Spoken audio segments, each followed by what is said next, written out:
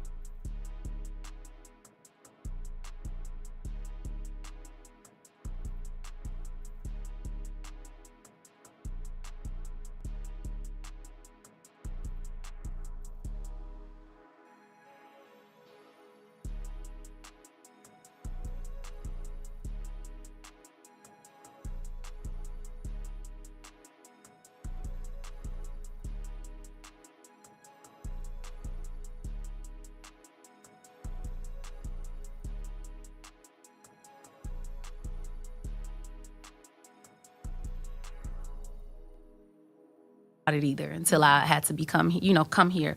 But it's certain things within those Bill of Rights that like, notify the family, right? It's me, and I'm just like, when And it was released on social media before the victims got to know. Yeah, for sure. That's frustrating. Yeah, so it's things like that. It's certain things that I just feel like, hey, communicate.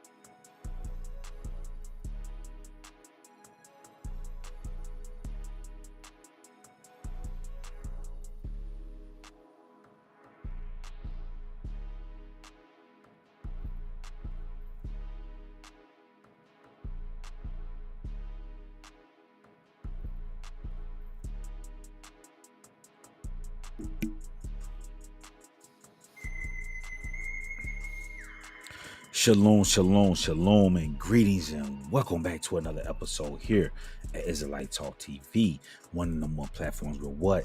That's right, where you don't get no paid media.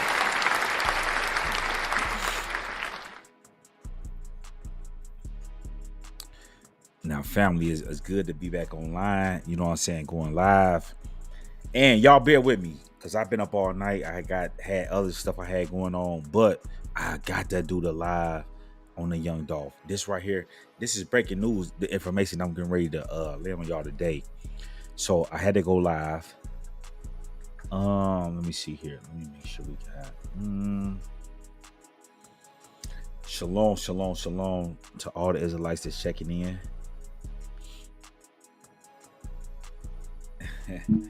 Hey.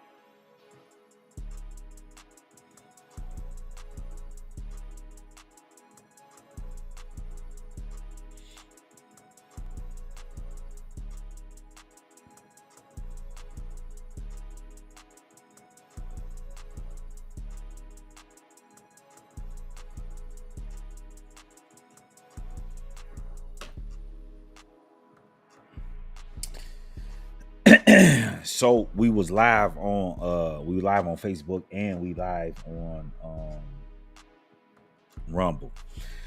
All right, fam. So I know I ain't been live in a minute, but as I explained to y'all in my last video, I've been kind of, just kind of out the way, just kind of chilling.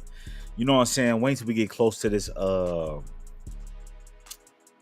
court date with young Dolph. You know what I'm saying? To really see like one thing we not gonna do over here is we not gonna merch on Dolph name. That's one thing we not gonna do. Excuse me. We're gonna let me get this off. All right, so just so you guys understand, right? We're not gonna merch on the name of Dolph. We just gonna come out here when it's time to when it's showtime. This is what we do. You know what I'm saying? So today, y'all see the thumbnail, y'all see the title. That's right. We're gonna be talking about young Dolph's last phone call, right? And this right here is going to explain a lot of the foolery that's going on in the young Dolph case, right? This is information that I knew for a long time, but I'm going to go ahead and drop this on you guys because the trial is supposed to start tomorrow. So you guys need to know this information that I'm getting ready to lay down on you guys, right? Now, I played a video at the beginning of this live, right? And I want to play it again, right? Let's go ahead and get this added, right? So this is a video right here that Mia J did, right? And before we get into this, right, make sure you guys go ahead and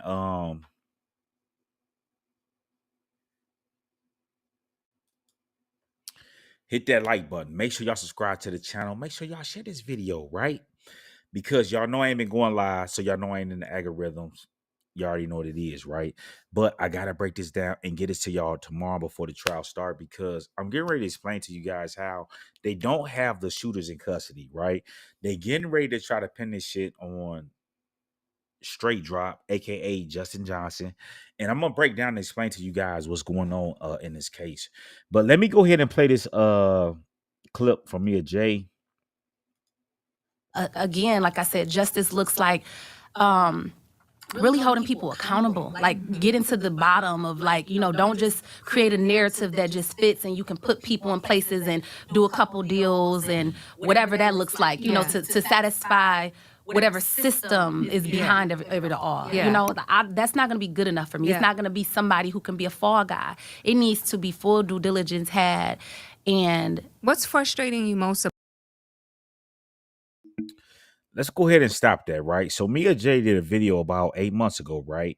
And this video is actually on Hot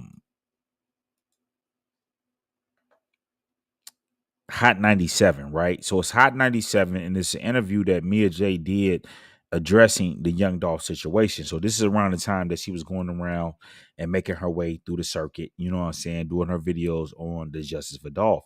And she spoke on the case, right? So let's bag this up again, right? Because the lady, I forget what this lady name is, but she asked her a question. She said, what does justice for young Dolph look like, right? Now, if you wonder, like what? Like the judge reclusing. This is performed, as a victim. It's a thing of called like the Victim's Bill of Rights. I didn't know about it either until I had to come here. But it's certain things within those Bill of Rights that notify the family, right? It's been things where we've been notified via social media about things, and that's a problem. Like, that's not cool, right? And so that's in like what, if you wonder, like what? Like the judge reclusing himself. Like, that was something that I did not know. It was like, wait, what? People asking me, and I'm just like, when and it was released on social media before the victims got to know. Yeah, for sure. That's frustrating. Yeah, so it's things like that. It's certain things that I just feel like, hey, communicate with us. Mm-hmm. I do not want to look on the internet or people sending me stuff and it's like, wait, what? That's not cool, right? And it's just I'm like, respect us, have enough respect for us as a grieving family that still wants closure to come to us and make sure somebody get in contact with us, right? So that was one of my issues. But again, like I said, justice looks like really holding people accountable, getting to the bottom of don't just create a narrative that just fits and you can put people in places and do a couple deals and whatever that looks like, to satisfy whatever system is behind it all. Yeah. You know, that's not going to be good enough for me. Yeah. It's not going to be somebody who can be a fall guy. It needs to be full due diligence had. And What's frustrating?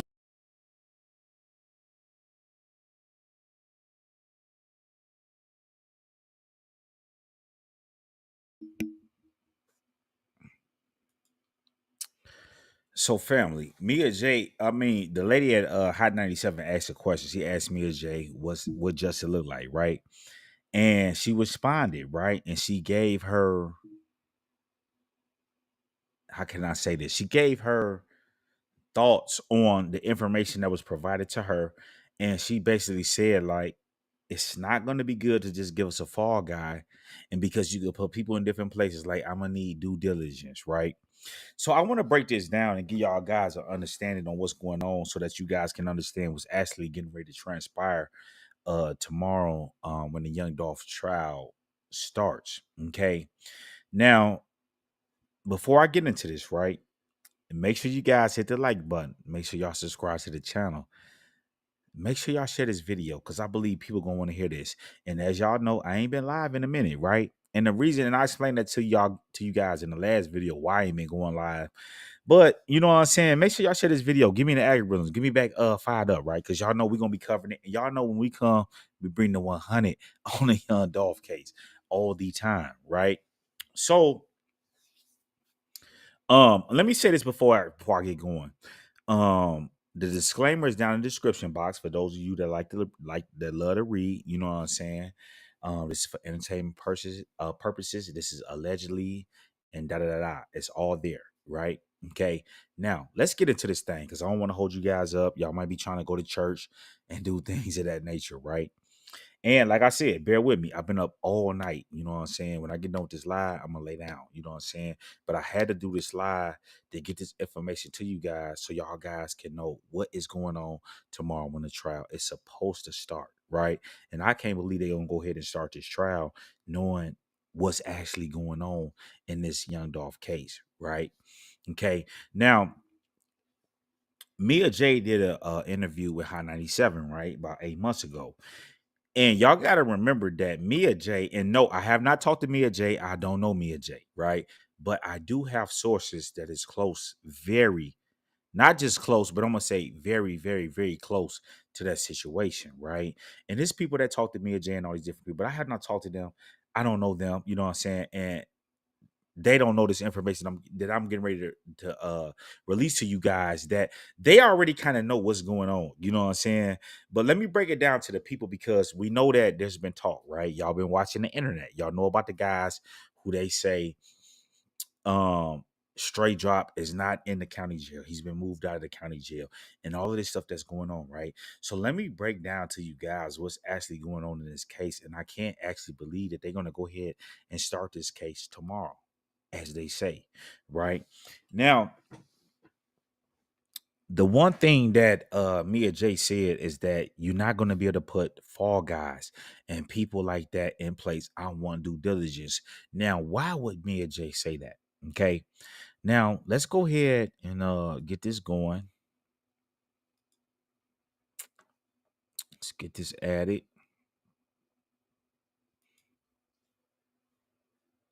Now, I want you guys to listen to this, right? Let's go ahead and listen to this and listen to it carefully. Dolph and another young man stood in the left corner of the store on their cell phones and never saw it coming. Maurice drove up to see his workers raising their heads from ducking bullets, and the young man raising their heads corner of the store. Dolph and another They was really for his mother. Dolph and another young man stood in the left corner of the store on their cell phones and never saw it coming. Maurice drove up to see his workers raising their heads from ducking.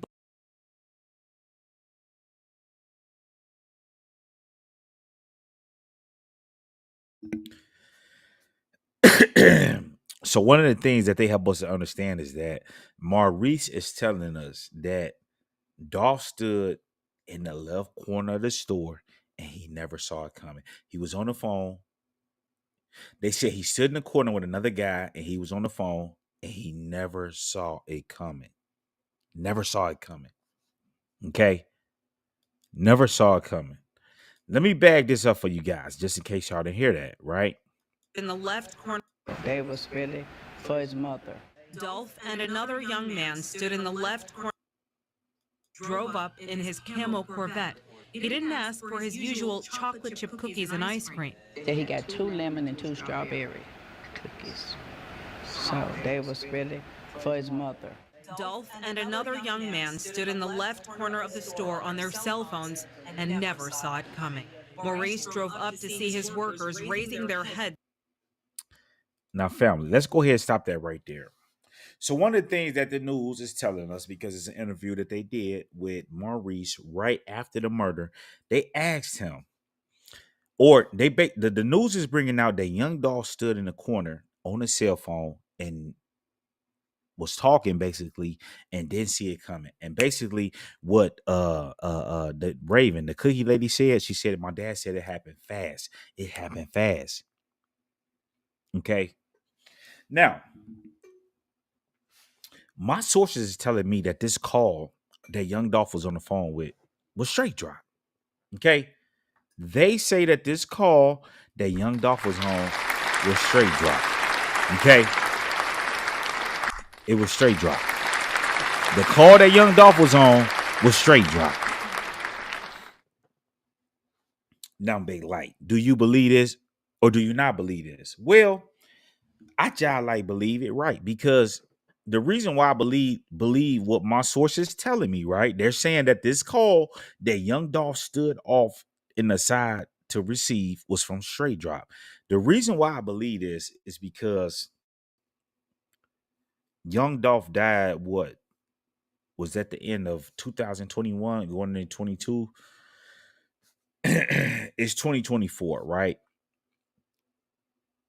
Nobody has ever come forward and say, I was on the call with young Dolph. Now, they don't have to tell us what exactly they were on the phone talking to young Dolph about, but we have not heard anybody that have come out and said that they were talking to young Dolph. Okay? That's right. Nobody has come forward and never said that they were talking to young Dolph. Meaning that this story that I'm hearing is probably 9 times out of 10 true. Because if somebody was on the phone talking to young Dolph when he died, would have been a headline where all these news outlets would have brought this particular person. Now, they don't have to say exactly what they were talking about, but they would have took them throughout the circuit and done this interview thing where they talk about, you know, what happened and what you were talking about. Da, da, da. We have not heard that. We didn't hear from Mia J. We didn't hear from none of the PRE artists. So if they were talking to young Dolph during the time that he was killed, they 9 times out of 10 would have came out and spoke on that, because that would have been a payday, right? Okay. So this is one of the reasons why I like believe that what my sources telling me is true. Right. Now, let me break down to you guys why I believe that this is true. And this is going to explain a lot of the foolishness that's going on in the young Dolph case, because we got a lot of channels, right? And shout out to the ones that's blogging and giving good information, right? But this is going to explain to you guys why we got all this foolishness that's going on right before the trial's getting ready to understand.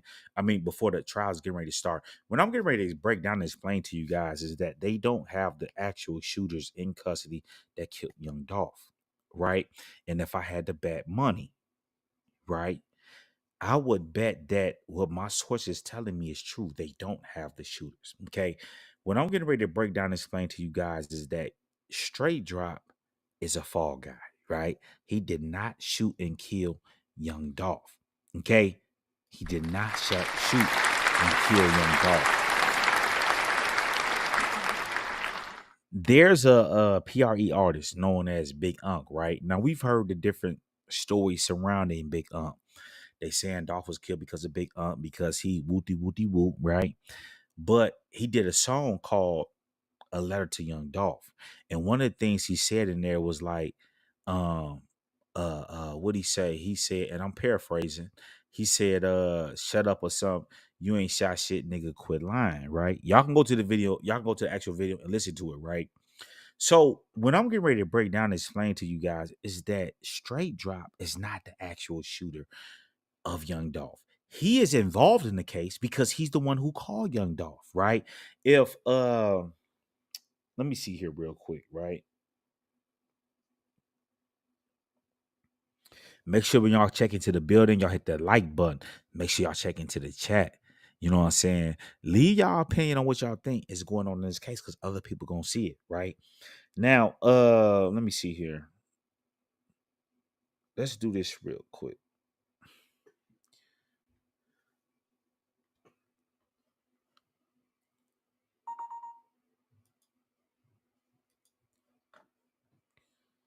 Da da.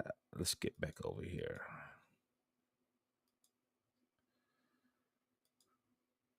Mm, Okay, let's do this real quick. Da.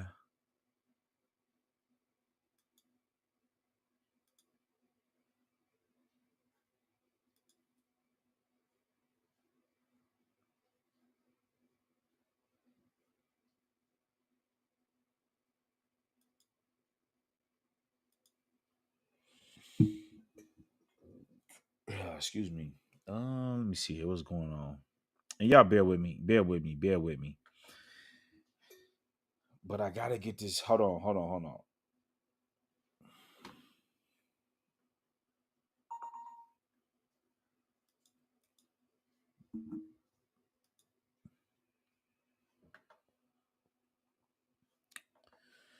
All right, let's go back here.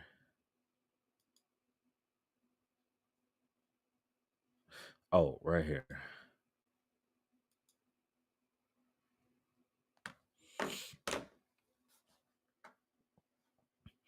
All right, now, family, check this out right here. Check this out right here. Check this out. Check this out.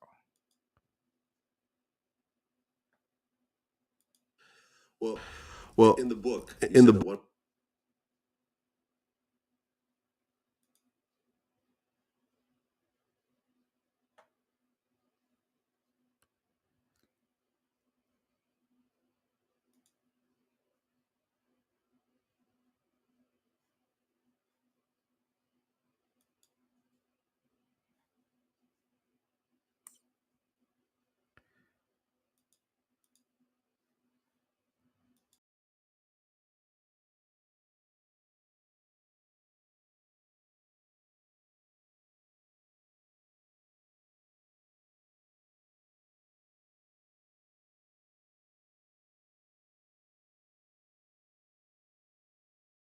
We've all saw that video.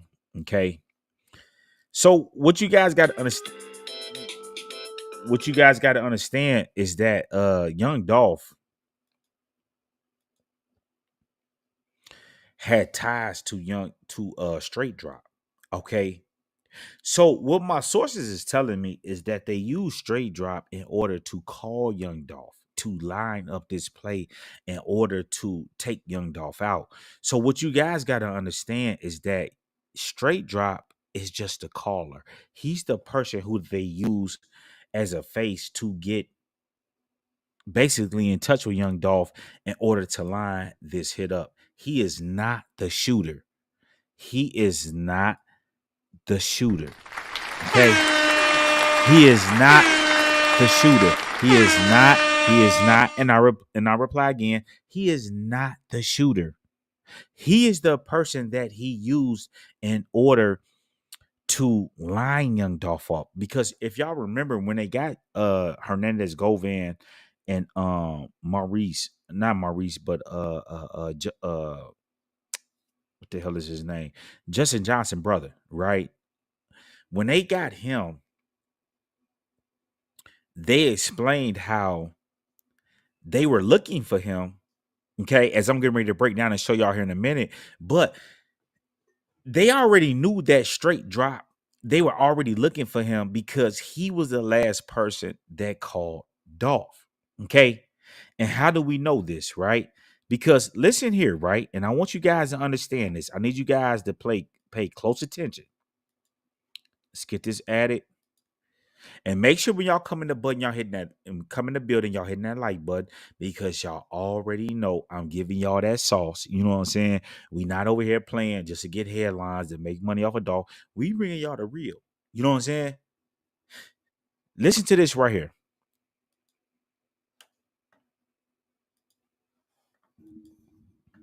Known as Dolph in the community. Mr. Johnson in the conspiracy with regard to the murder and cover-up of the murder of Adolph Thornton Jr., known as Dolph in the community. Mr. Johnson Mr. Johnson, Jamarcus Johnson, had no involvement in the homicide before the murder. He had no involvement in the homicide during the murder. His involvement was after the fact. About a week after the murder of Adolph Thornton, his brother, Justin Johnson, who in fact was one of the shooters and one of the killers of Adolph Thornton Jr., came to him and gave him certain property. A car, not the car used in the murder, but nevertheless a car that Mr. Justin Johnson had possession of, and a cell phone. Cell phones of particular importance because it was Justin Johnson's cell phone that he had during the murder and that he had used for some time before. Came to him and gave him certain property. A car, not the car used in the murder, but nevertheless a car that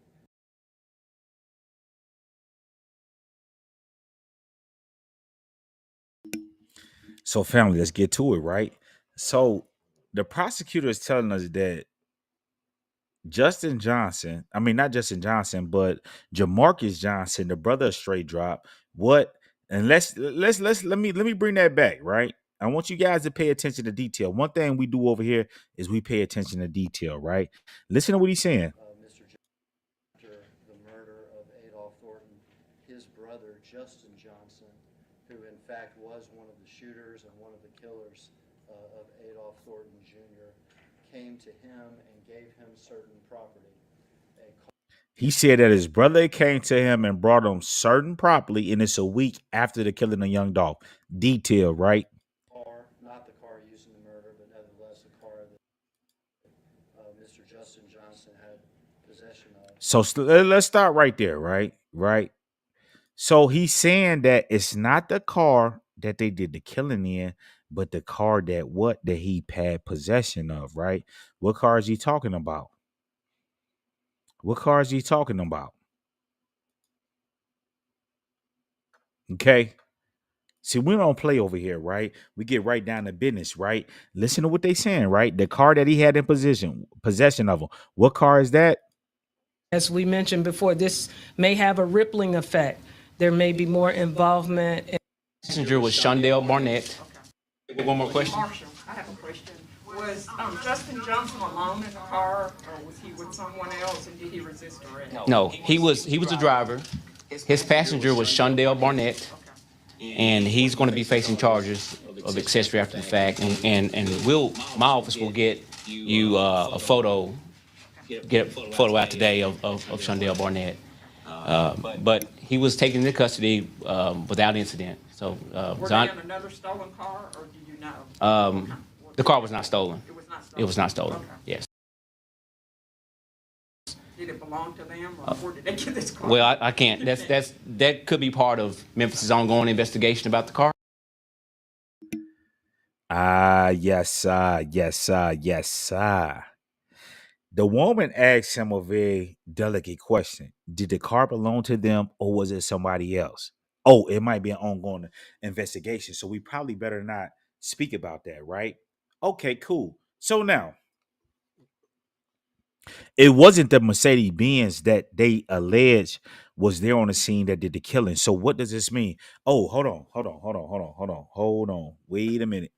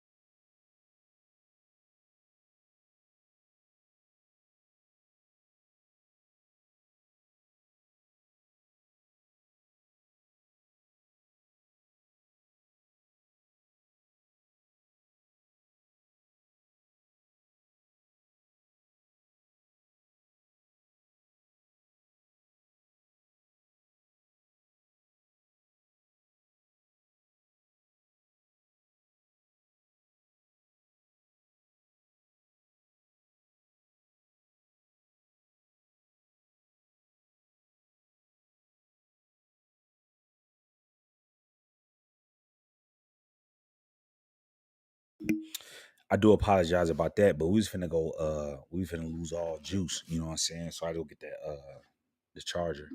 So all right, so we good. So anyway, getting back to what I'm saying, the reporter asked this marshal, was the car stolen or was it? He said no, the car was not stolen. Let's stop right there. Time out. Time out. Time out. Time out. Time out. Time out. Okay. Time out. Time out. Time out. So that means that the car that Justin Johnson and Shondell Barnett was in was not stolen, meaning that it was registered to somebody. Okay. So what they're telling us is that this car that was registered to Jamarcus Johnson is the car that Straightdropp and Shondell Barnett was currently riding in, right? That's right. Okay. This is what they're telling us. So now, if the car that Jamarcus Johnson, right, and let's get back over here, right? Okay, let's break this down. Murder of Adolph Thornton, his brother Justin Johnson, was after the fact. About a week after the murder of Adolph Thornton, his brother Justin Johnson, who in fact was one of the shooters and one of the killers of Adolph Thornton Jr., came to him and gave him certain property. A car, not the car used in the murder, but nevertheless a car that Mr. Justin Johnson had possession of.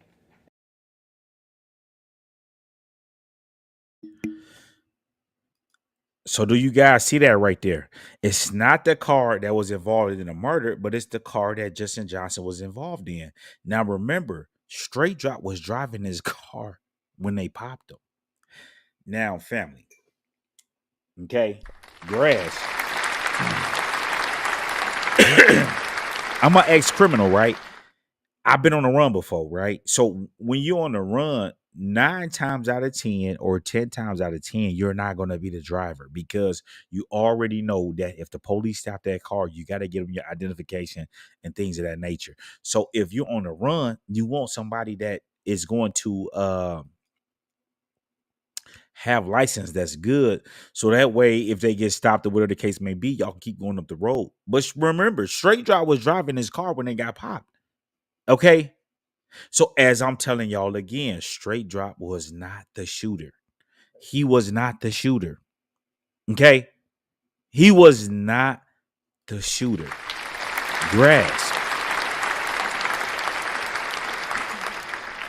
Now, let's stop right there, right? Let's just pause. I gotta slow this thing down because a lot of y'all got 5-10 minutes in y'all. So I gotta break this thing down where y'all can grasp. If the car, right?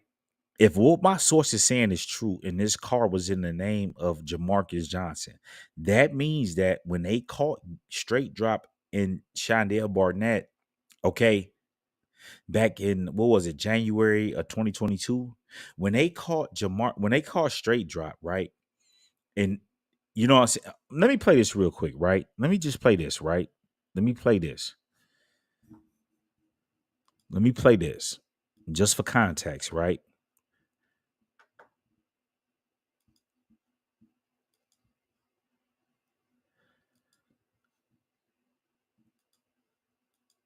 This case came after young Dolph was killed. I just spoke with District Attorney Steve Mulroy, who says Johnson has been on their radar for quite some time.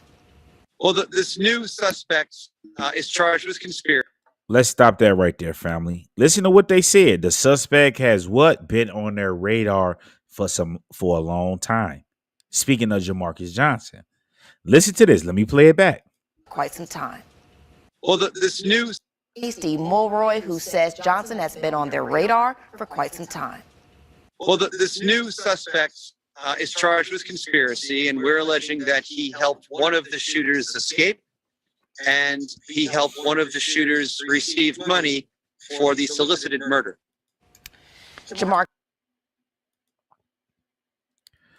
So what Steve Mulroy is telling us is that Jamarcus Johnson helped one of the shooters escape and he helped one of the shooters receive money, right?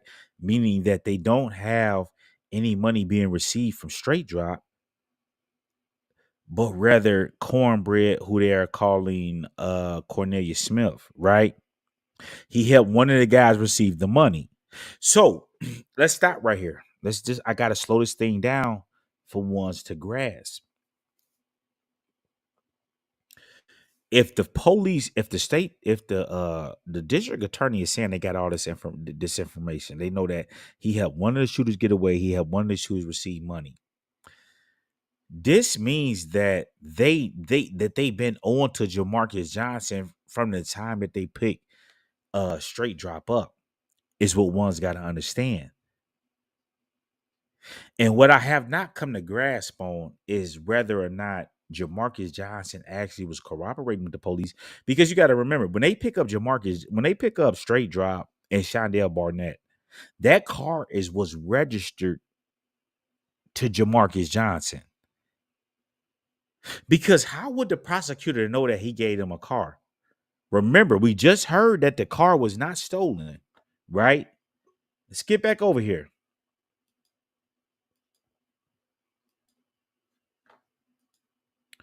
Let's get back over here for ones that may have missed this, right? Okay, what we do over here is thorough, right?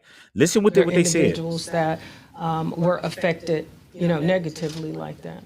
Exactly what that white Mercedes Benz. I did notice that there was one other suspect in that police report. I believe Terrion Owens. Any person that might be associated with. Let's slow her down. One of the things that we got to understand is going all the way back to the beginning. They saying that Terrell Owens was involved, was one of the names that came up in the investigation, right? Listen to what Chief Davis got to say here. Specific crime is a person of interest. I'm not sure at what point or what level Mr. Owens is involved in this. We're still investigating, and as we mentioned before, this may have a rippling effect. There may be more involvement and more charges in the days to come as it relates to this. We're going to take one more question. Marshall, I have a question. Was Justin Johnson alone in the car, or was he with someone else, and did he resist arrest? No, he was the driver. His passenger was Shondell Barnett, and he's going to be facing charges of accessory after the fact. And my office will get you a photo, get a photo out today of Shondell Barnett. But he was taken into custody without incident. So were they in another stolen car, or do you know? The car was not stolen. It was not stolen. It was not stolen. Let's start right there.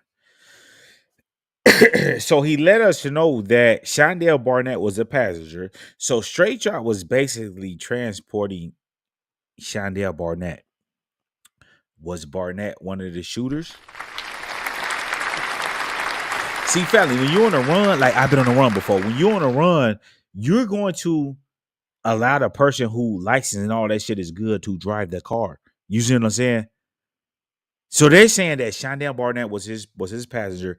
He was driving, and that the car was not stolen. What does that mean that the car was not stolen? It means that the car was in somebody's name, and the name that it was in is basically who the police went back to during that time period. So so at the time that they called Straightdropp, they knew that the car was in Jamarcus Johnson's name, and they were already watching Jamarcus Johnson. Now, what I don't know, right, is what one's got to understand is that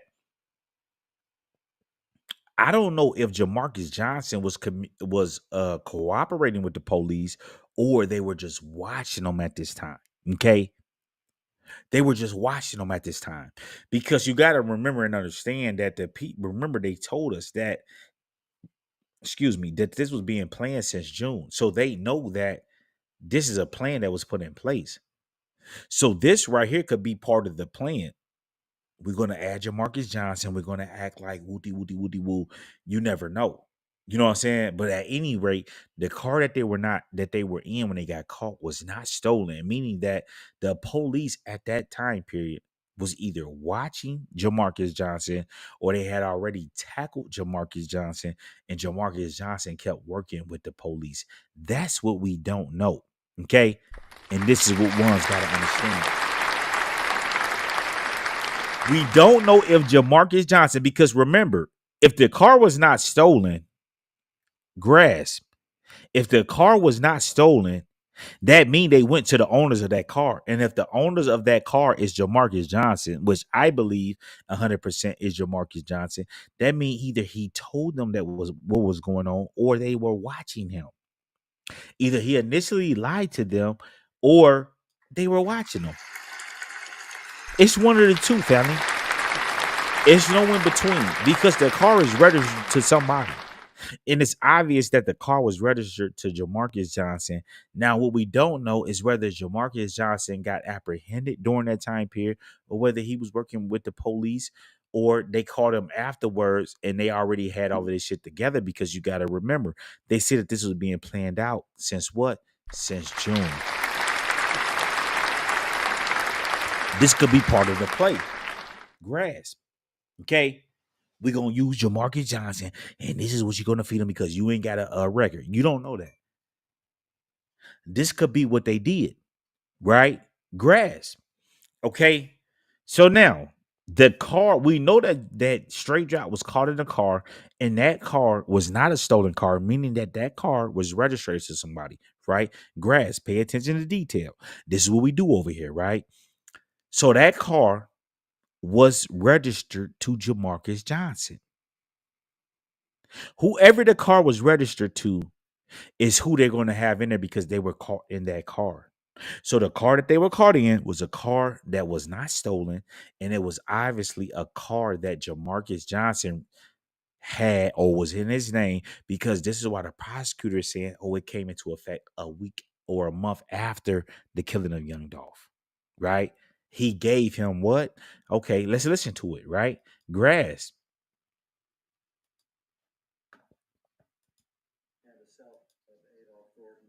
His brother, Justin Johnson, who in fact had no involvement in the homicide before the murder. He had no involvement in the homicide during the murder. His involvement was after the fact, about a week after the murder of Adolph Thornton. It's pretty surreal, here we are many years later, and I'm designing my own collection together with Will.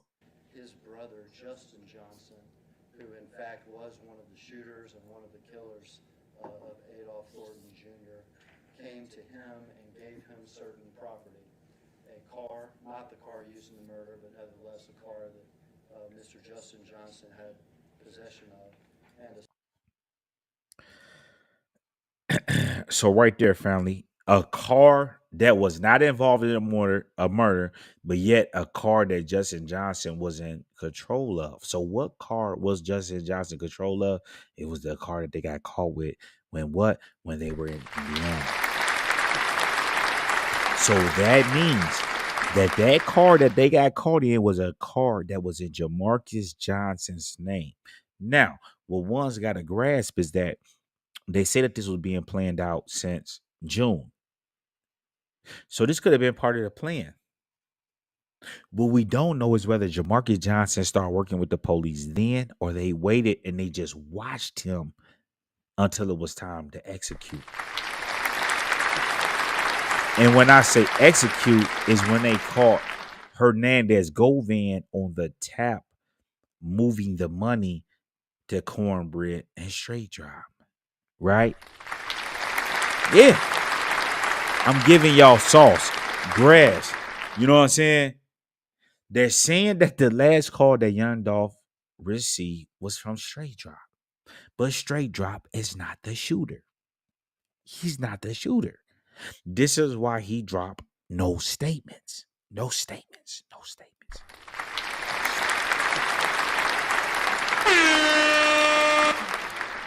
You ain't shot shit, nigga. Shut up, quit lying. Straight, Big right? Big Okay. So we know that Straightdropp got caught in the car. The car was not stolen. So the car is going back to the owner. And that owner is tracing back to who? Jamarcus Johnson. Grass. Okay. Now, right? So we know that he received this phone, that he received this car, and they're saying that he also received a phone. Now, let's go listen to what he got to say in regards of the phone. Okay?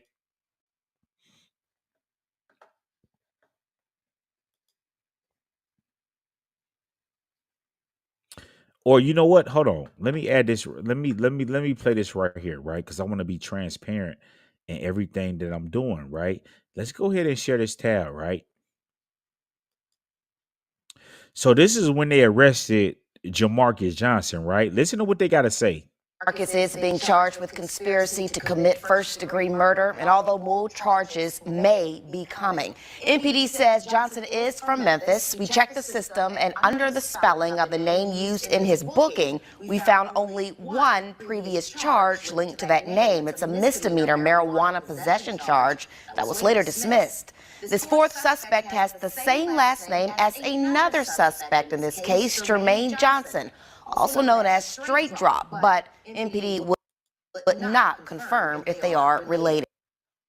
New information into our newsroom regarding the arrest of the fourth suspect in the shooting death of Public's help in locating him. Police say he turned himself in to authorities. Turns out Johnson's alleged role in this case came after young Dolph was killed. I just spoke with District Attorney Steve Mulroy.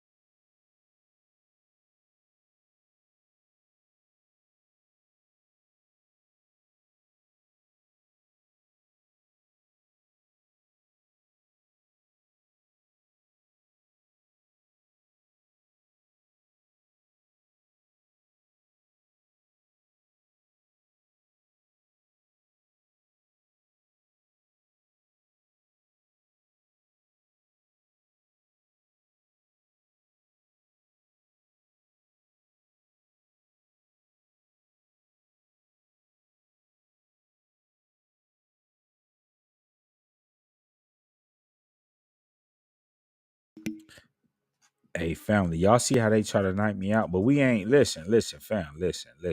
They try to knife me out. We coming right back. So Jamarcus Johnson, right? Okay.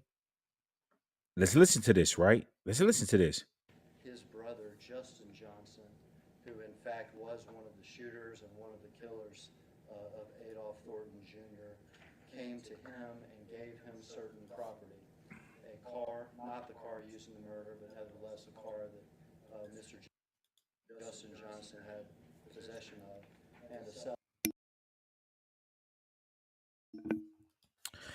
So he telling us that Jamarcus Johnson received a car from his brother. So what car is that? He said it was not the car that involved in the shooting. Okay. It was not the car involved in the shooting. So what car was he in possession of? It was the car that him and Shondell Barnett got caught in, right? It was the car that him and Shondell Barnett got caught in. It was in Jamarcus Johnson's name. So what logical sense tells us is that the police went to Jamarcus Johnson. Now, either they did one or two things. They either watched him or they booked him right then and there, and he started what? He started working for him. Yeah, grasp, right? Okay. Now, listen to this, right?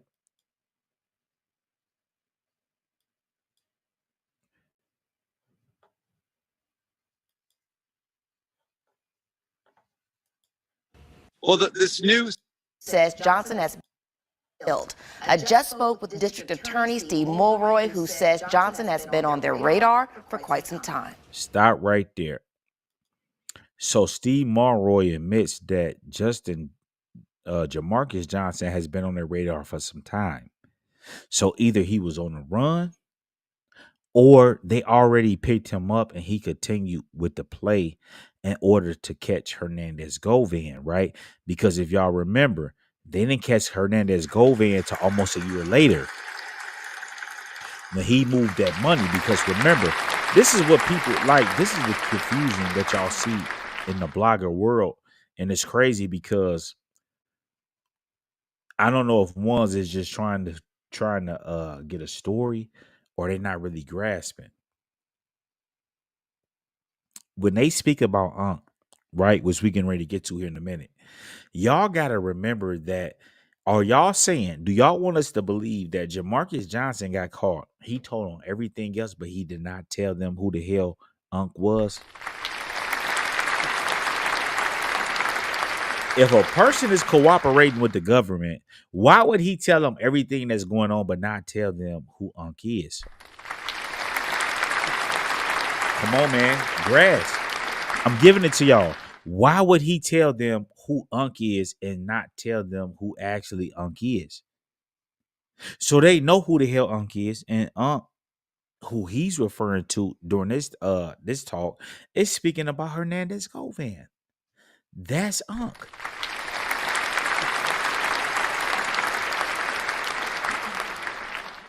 If it was Zach Randolph and all these other people, they ass would be in jail.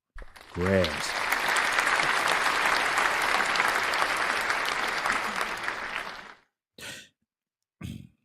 So now we already heard what about the car, right? We broke this down. We already know that the car was in Jamarcus Johnson's name. What we don't know is whether he started cooperating with the police right then and there, or if the police just watched him until he caught Hernandez Govan moving that money. You see what I'm saying? Because they got Hernandez Govan. If they did not have Hernandez Govan, this is what y'all got to grasp. If they did not have the mastermind Hernandez Govan, he would not be locked up. He would not be in jail. Grasp.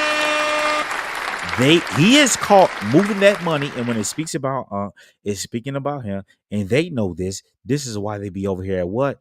Israelite Talk TV, because they know that I'm stepping on it. I'm walking that shit down. They know. Okay. Now, I want you guys to listen to this. So I think that we can conclude that the car that Straightdropp and Shondell Barnett was caught in was a car that was in the name of Jamarcus Johnson. What we don't know is whether the feds, right, were watching Jamarcus Johnson or they popped him right then and there and he started working and just continued along with the plan. That right there is what we don't know.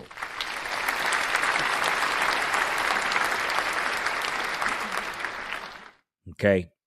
Now, I want you guys to listen to this, right?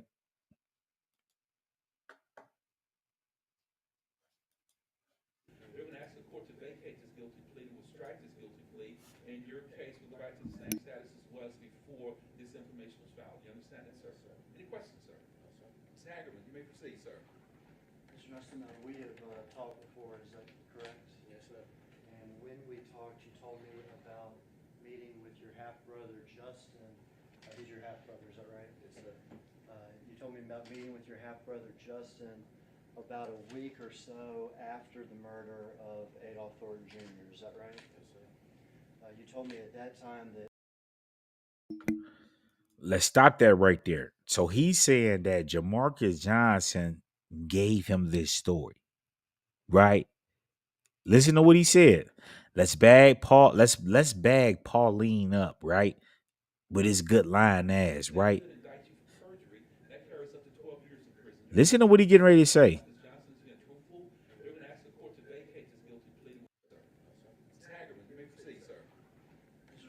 We have talked before, is that correct? Yes, sir. And when we talked, you told me about meeting with your half-brother, Justin. He's your half-brother, is that right? Yes, sir. You told me about meeting with your half-brother, Justin, about a week or so after the murder of Adolph Thornton Jr., is that right? Let's stop that right there.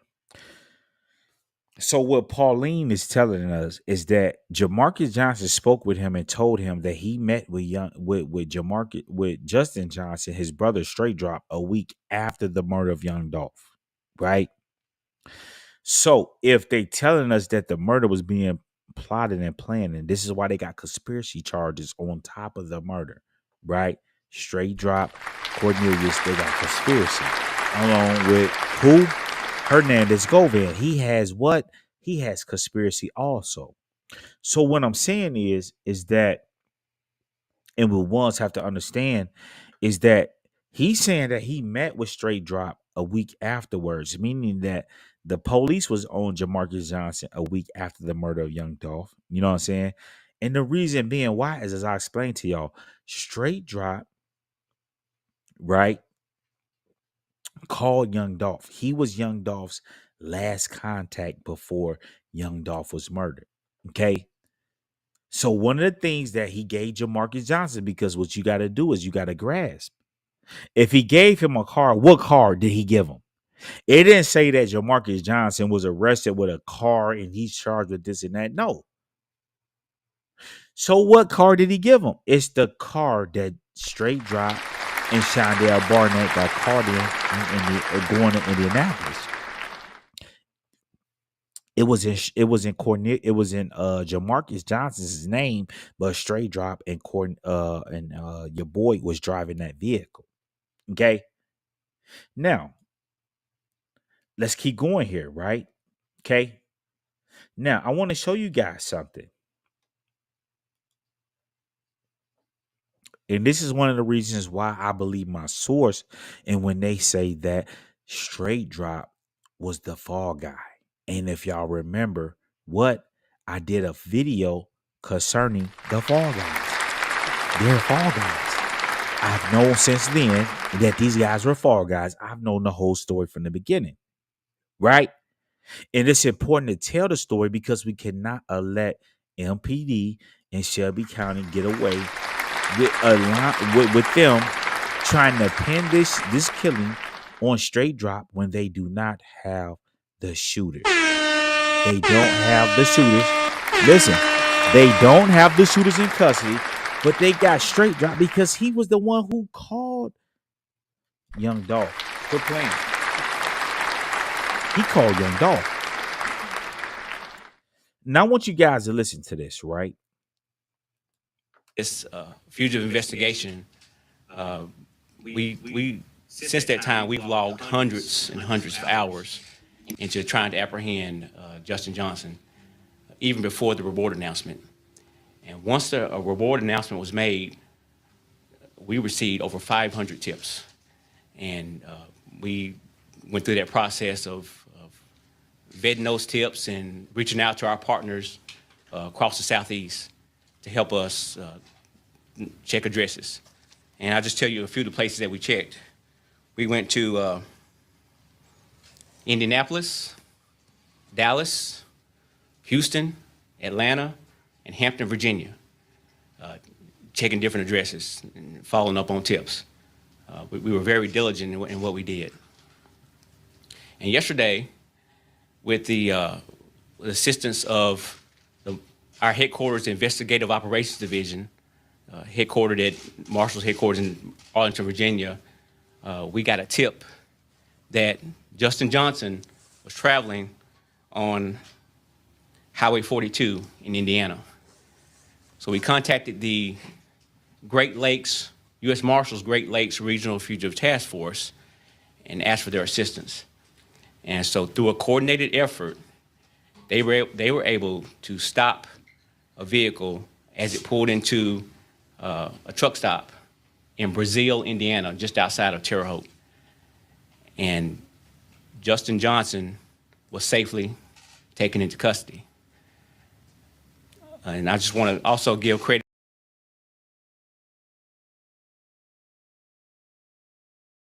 in Hampton, Virginia, checking different.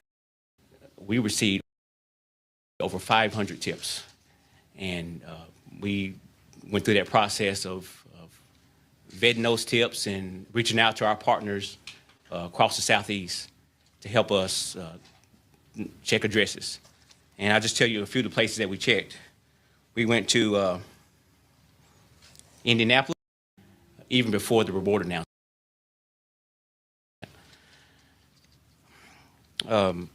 When the Two Rivers Violent Fugitive Task Force, thank you. Sorry, it was somebody's recorder here. Yeah, is it still recording? It is. Okay. When the Two Rivers Violent Fugitive Task Force was asked to participate in this fugitive investigation, we since that time we've logged hundreds and hundreds of hours into trying to apprehend Justin Johnson, even before the reward announcement.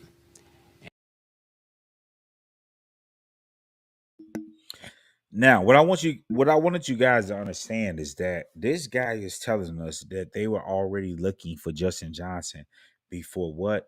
Before the reward money.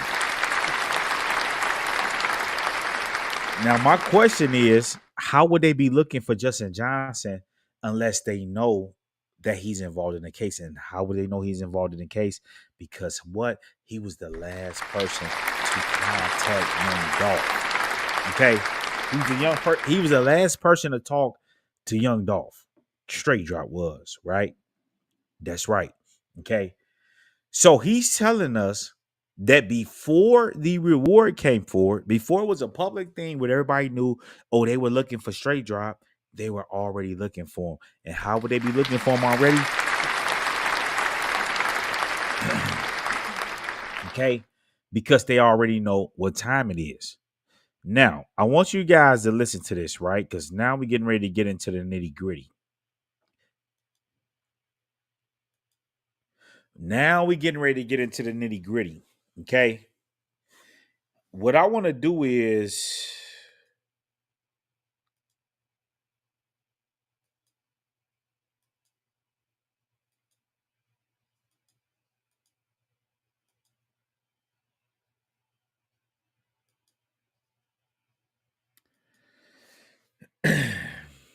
all right, listen to this. Had you gone to trial and had a jury found you guilty of anything, you can appeal any conviction the jury gave you.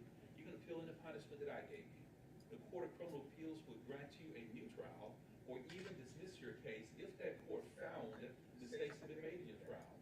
If you could not afford an attorney, I would appoint someone for you. So right here, Judge Coffee is basically going through the process of letting him know what's going on, right, in regards to him pleading guilty and things of that nature. So I want you guys to listen to this, right? You understand that? Ms. Hagerman and Ms. Mines says Judge Coffee, we don't believe Mr. Demarcus Johnson has been truthful. They're going to ask the court to vacate this guilty plea, will strike this guilty plea, and your case will go back to the same status as it was before this information was filed. You understand that, sir? Any questions, sir? Ms. Hagerman, you may proceed, sir.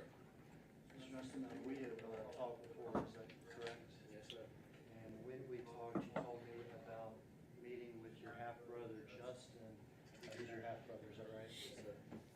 You told me about meeting with your half-brother, Justin, about a week or so after the murder of Adolph Thornton Jr., is that right? Yes, sir. You told me at that time that he gave you a car, is that right? Yes, sir. You told me at that time he also gave you his... So once again, he said that he gave him a car. Now that car that he gave him was the car that Jamarcus Johnson and Shondell Barnett was caught in. And that's going to come out in the trial tomorrow, right? Grass. Cellular telephone, is that correct? You told me that, did you tell me that afterwards you used that cellular telephone at his request? Yes, sir. Could you describe to me a scenario in which you would place one phone up to another while Justin was on another phone for the benefit of his parole or probation officer? He was called to get somebody's number, and I would put my phone down on the bed, and I would put somebody else's phone right there, and talk to And you told me about the times that you did that. Is that correct? And you also described times not just with the probation or parole officer, but also with an individual known to you as C. Is that correct? Yes, sir. And you now know that individual to be Cornelius Smith. Is that right? And you described to me, and you turned this phone over, and in it were text messages with this individual C. Is that correct? Yes, sir. And some of these text messages, some of what you witnessed, was conversation with regard to money that Justin would be getting to see. Is that correct? He asked for money, yes, sir. Asked for money. Yes, sir. Is that correct? Yeah. He was asking him money from somebody else, Okay, and that somebody else was referred to as Unc. Is that correct? Yes, sir. We have talked before. Is that? Understand that, sir. Before I continue with this guilty plea colloquy, Mr. Judge, truthfully, you understand that? Yes, sir. If Mr. Hagerman and Ms. Mine said, Judge Carl, if we don't believe Mr. Jamarcus Johnson is being truthful, they're going to ask. Right. Yes, sir. We have talked before. Is that correct? Yes, sir. And when We have talked before, right? Okay. we talked, you told me about meeting with your half-brother Justin. He's your half-brother, is that right? Yes, sir. You told me about meeting with your half-brother Justin about a week or so after the murder of Adolph Thornton Jr., is that right? Yes, sir. You told me at that time that he gave you a car, is that right? Yes, sir. You told me at that time he also gave you his cellular telephone, is that correct? Correct. You told me that, did you tell me that afterwards you used that cellular Justin, he's your half-brother, is that right? You know what, family? Hold on. Let me back up real quick.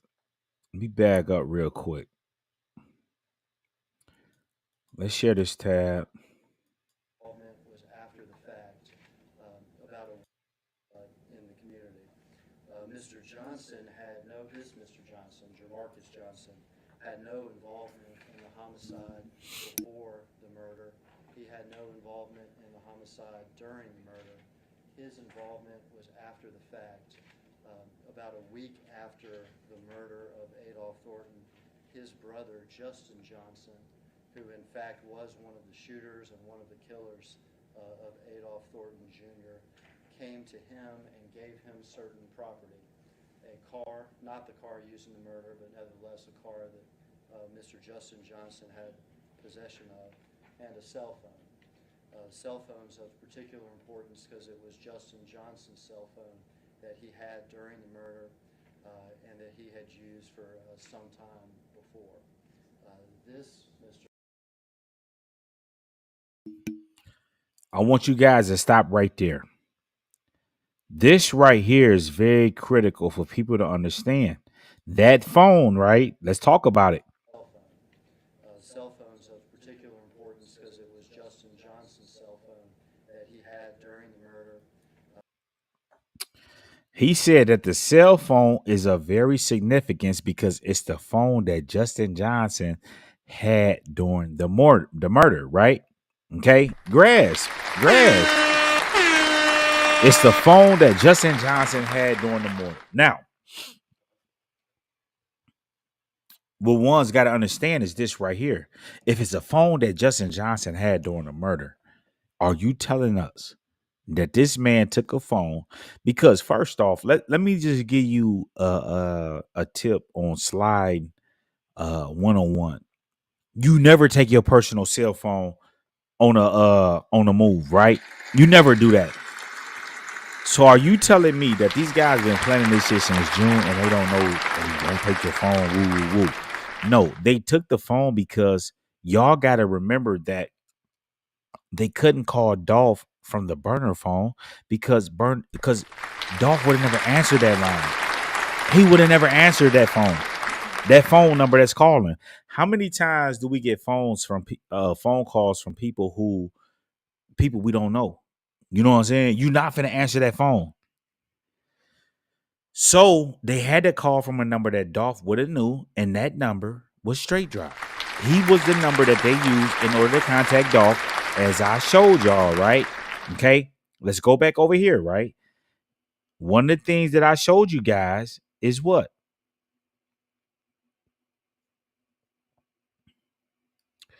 Young Dolph, okay? Young Dolph. Let's do this real quick. Boom.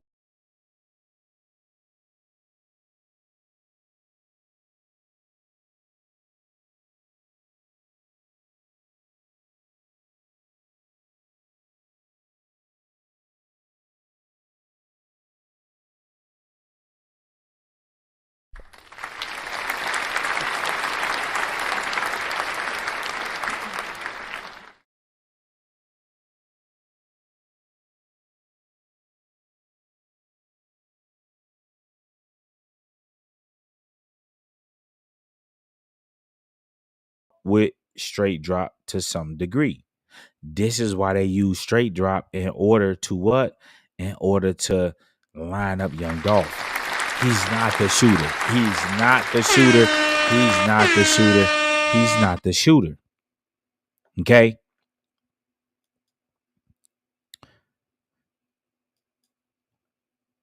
So I already showed y'all where they already said that Jamarcus Johnson was on a radar.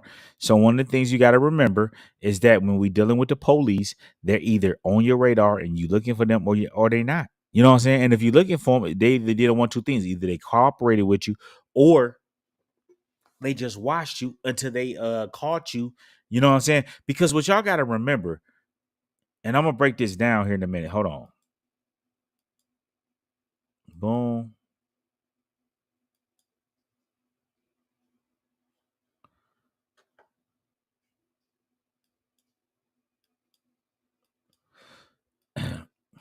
So I'm gonna just go ahead and say this right here, right? The police already said that they were on to Jamarcus Johnson, right? Jamarcus Johnson had that cell phone that Straightdropp had on the scene. So basically what happened is Straightdropp used his phone, his personal phone, in order to call Young Dolph, right? Why is this important to understand? See, when we look at this right here, right? Let me add this.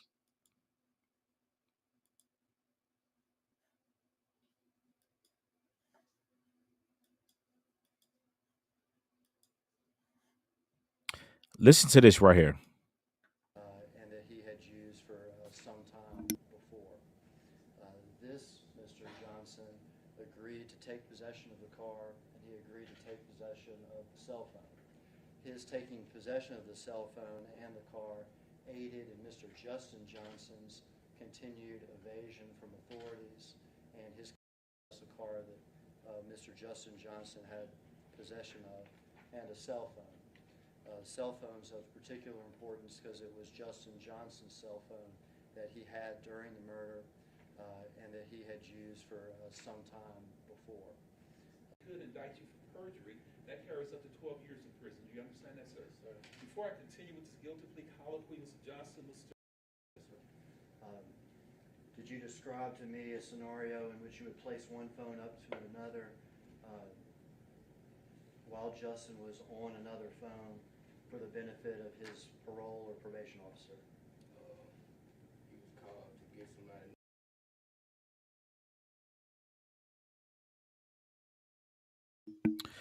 Once again, family, Pauline, right, is asking Jamarcus Johnson to give us a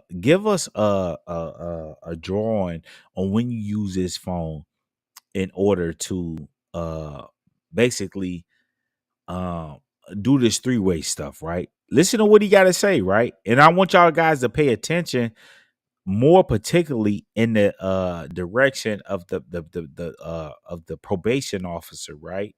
Okay, because I want to make a point here. for a sentencing hearing, and at that sentencing hearing, Mr. Johnson, you be sentenced some mindset. about a week or so after the murder of Adolph Thornton Jr., is that right? Yes, sir. You told me at that time that he gave you a car, is that right? Yes, sir. You told me at that time he also gave you his cellular telephone, is that correct? Correct. You told me that, or did you tell me that afterwards you used that cellular telephone at his request? Yes, sir. Did you describe to me a scenario in which you would place one phone up to another while Justin was on another phone for the benefit of his parole or probation officer? Or is that correct? Yes, sir. And when we talked, you told me about meeting with your half-brother Justin. He's your half-brother, is that right? Yes, sir. You told me about meeting with your half-brother Justin about a week or so after the murder of Adolph Thornton Jr., is that right? Yes, sir. You told me at that time that he gave you a car, is that right? Yes, sir. You told me at that time he also gave you his cellular telephone, is that correct? Correct. You told me that, or did you tell me that afterwards you used that cellular telephone at his request? Yes, sir. Did you describe to me a scenario in which you would place one phone up to another while Justin was on another phone for the benefit of his parole or probation officer? So one of the things that Pauline is asking Jamarcus Johnson as he's pleading guilty, to have him on the record, right? They finesse it, right? One of the things that they ask him is, give us a situation in regards to when you're going to use this phone, you're going to hold this phone up to basically deceive and trick who? The probation officer. Grasp. So if you're going to trick the probation officer, how do you trick the probation officer, right?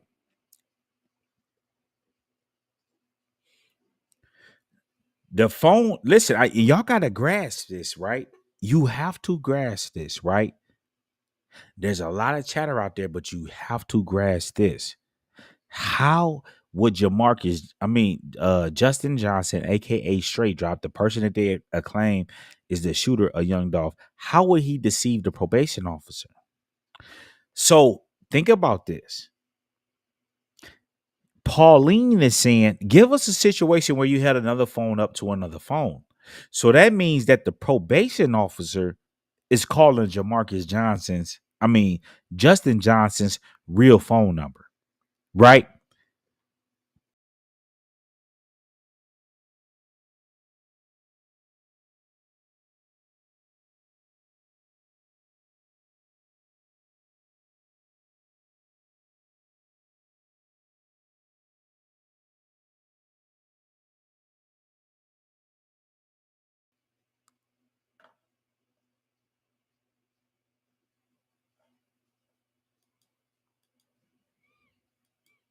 You already know they hating on the channel because, you know what I'm saying? Yeah.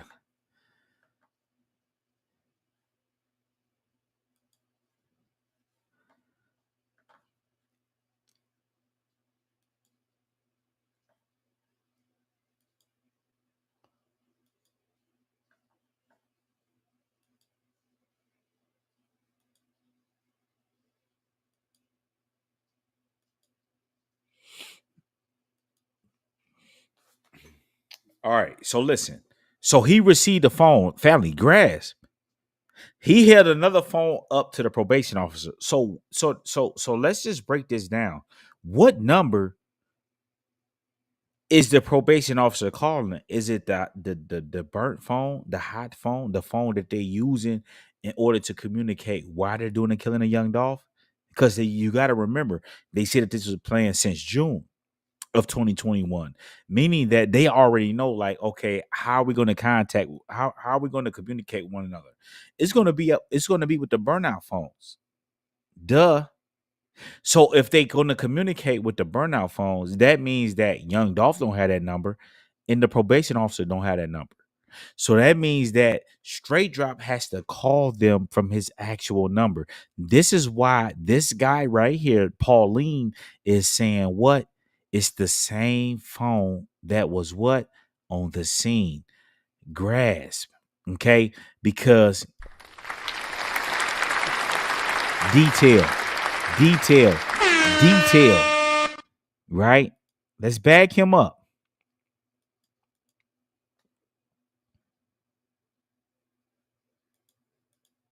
You told me about meeting with your half-brother Justin about a week or so after the murder of Adolph Thornton Jr., is that right? Yes, sir.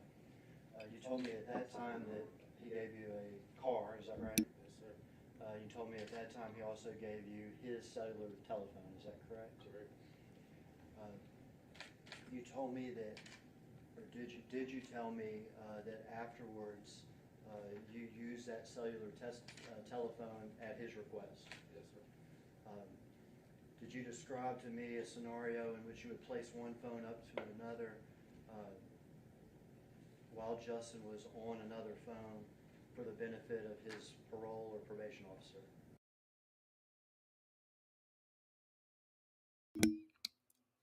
Tell us a situation where you use the phone in regards to what? His probation officer, da da da. So, let's work backwards. If the probation officer is calling a phone, which phone is the probation officer calling? The probation officer is calling the actual phone number that has been allotted to Straightdropp, right? His real number. It's the same number that Straightdropp used in order to call Young Dolph, because you couldn't call Young Dolph from a burnout number because he don't know that number, right? You gotta call him from your actual number. This is why Pauline is saying, Grass, it's the same phone that was on the scene. So what ones have to grasp is that why would Straightdropp give his brother and put his brother in danger on a murder? Okay, this is a 9-1 right here, right? Why would Straightdropp give him a phone that he used that was on the scene unless he had to use that phone? It was part of the plan. Grasp. It was part of the plan. You see what I'm saying? On knocking Young Dolph off. So he had the phone which Straightdropp gave him. Now, which phone did Straightdropp give him? Did Straightdropp give him his personal phone? Or did he give him the burnout number that they use whenever you on a move like this?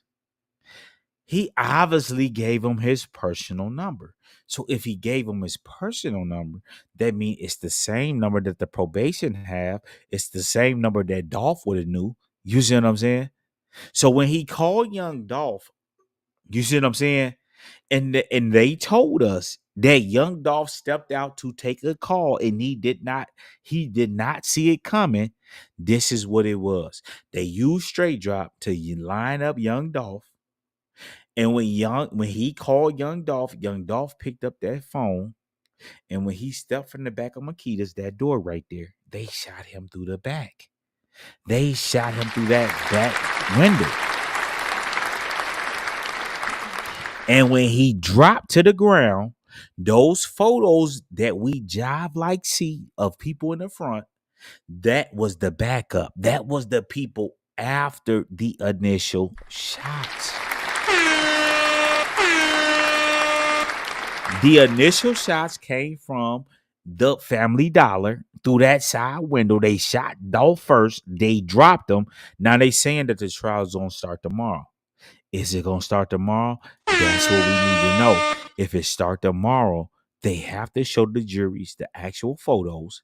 Now they can alter the photos or video footage, as we see in stuff like the Diddy case. We're gonna talk about that. Okay, trench coat in the middle of the summer. We're gonna talk about that. That's right. That's right. That's right. But at any rate, Young Dolph pulled up to that shop. They used Straightdropp to make the call.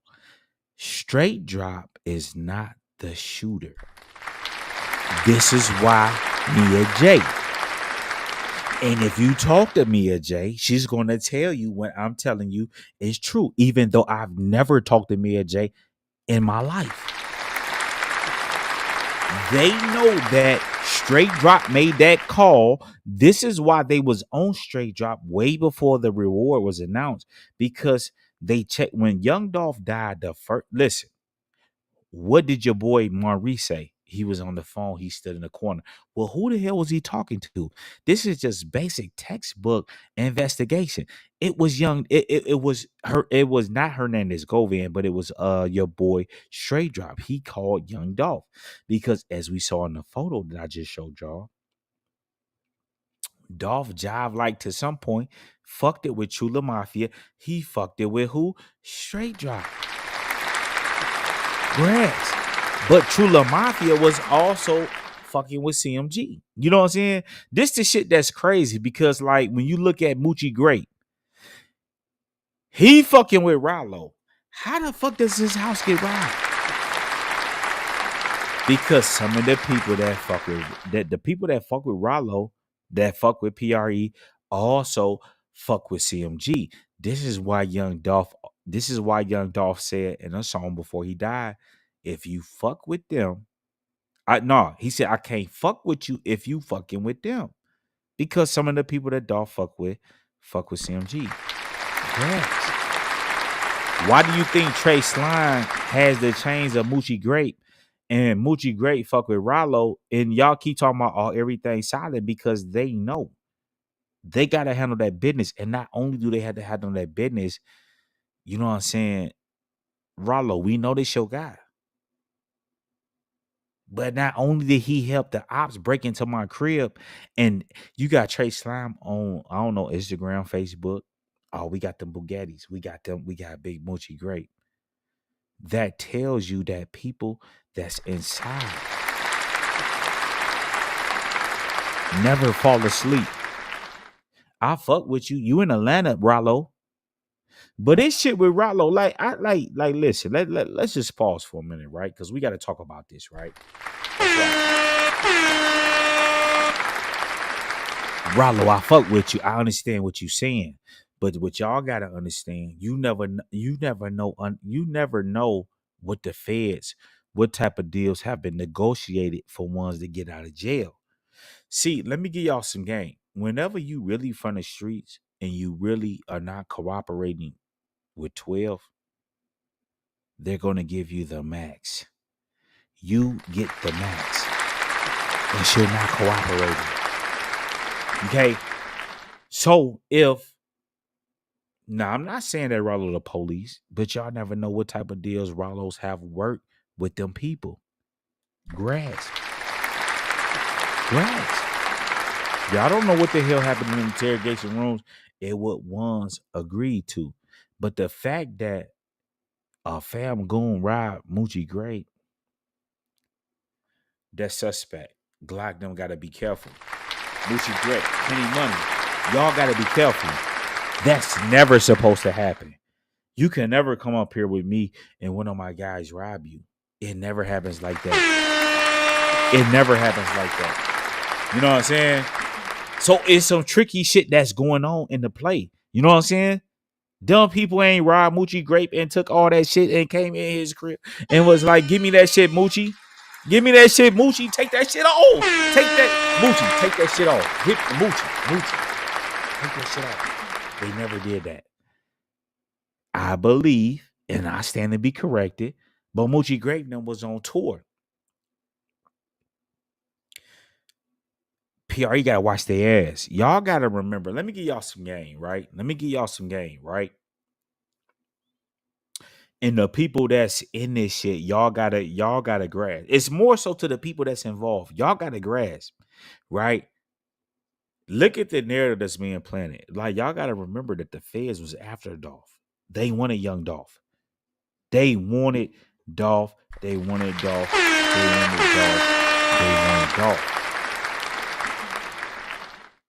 But at the same time, when you a celebrity like that, they have to play the narrative. oh, he was this and that, he was down here buying cookies. It's just like when people say, oh, the Makita's lying. Well, of course they're lying. Of course they lying. We grasp that. We not gonna blog on, oh, well, Raven said this and that. We know what's going on with Raven. We understand how family grasp. If the feds run into a spot and they looking for me, but I'm in your spot, they gonna apply pressure to you because they know and understand, like, oh, well, he shouldn't have been in here, this and that, da, da, da. It's the same thing with Raven. Raven them trying to get clout, but they don't understand that they not really involved in the young Dolph murder. They have to lie. They have to say this story. Oh, well, Dolph was in here. He didn't come get his regular chocolate chip cookies. He ain't got a strawberry and he got this and that. Ain't that what that woman said, Miss Hill? Shout out to Miss Hill. And never saw it coming. Listen. Cookies and ice cream. He got 2 lemon and 2 strawberry. Listen. Or just after noon Wednesday when Dolph drove up in his camo Corvette. He didn't ask for his usual chocolate chip cookies and ice cream. He got 2 lemon and 2 strawberry cookies. So they was really for his mother. Dolph and another young man stood in the left corner of the store on their cell phones and never saw it. So why are they switching everything up? Because they know if they tell the truth, they will be in jail. They'll be in jail. Remember, grass. Maurice Hill is not on the scene. Pamela Hill, who we listening to, was not on the scene. And Raven, the cookie lady, what? She was not on the scene. It doesn't matter what they say. Remember, oh, this is what I heard. This is what I know. Even though she know exactly what's going on. This is what one's got to understand.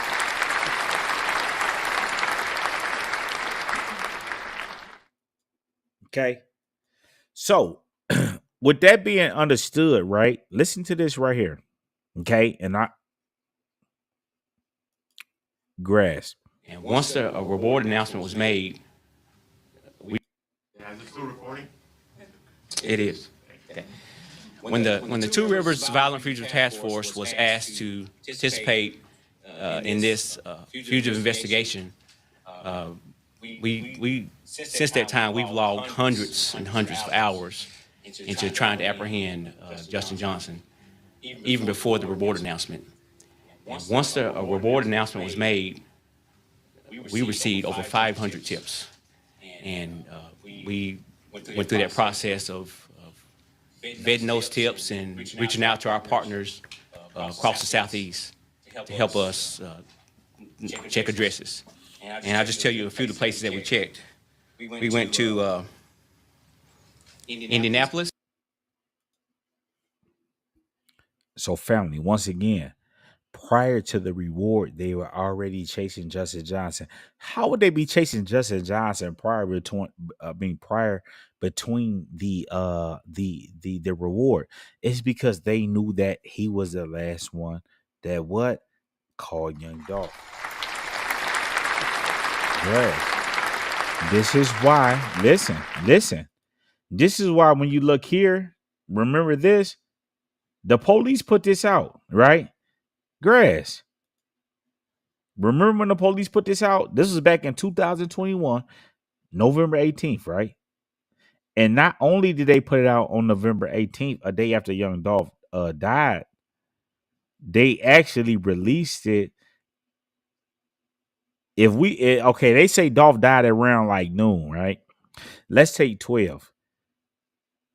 Another 12 hours. Listen, family, look. On November 12th, 12:24 p.m., around the time they said that Dolph was shot, this is when they received a call, right? But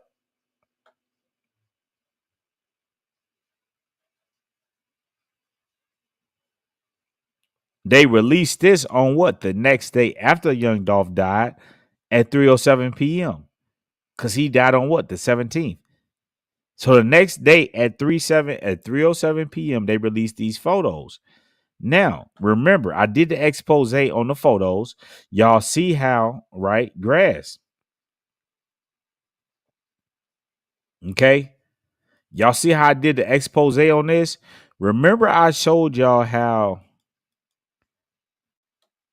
this right here, they have added straight drop face on here. It's not the actual shooter that's right here.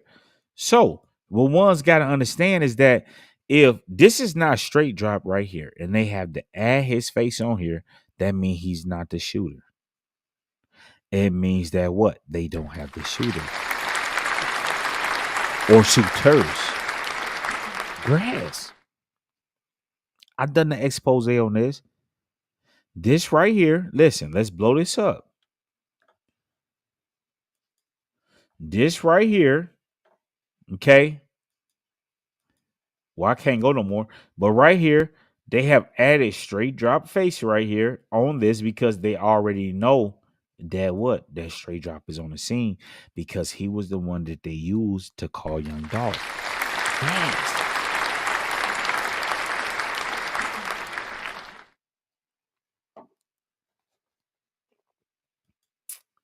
This is why, listen, grasp, okay? And let's blow this up. This is why.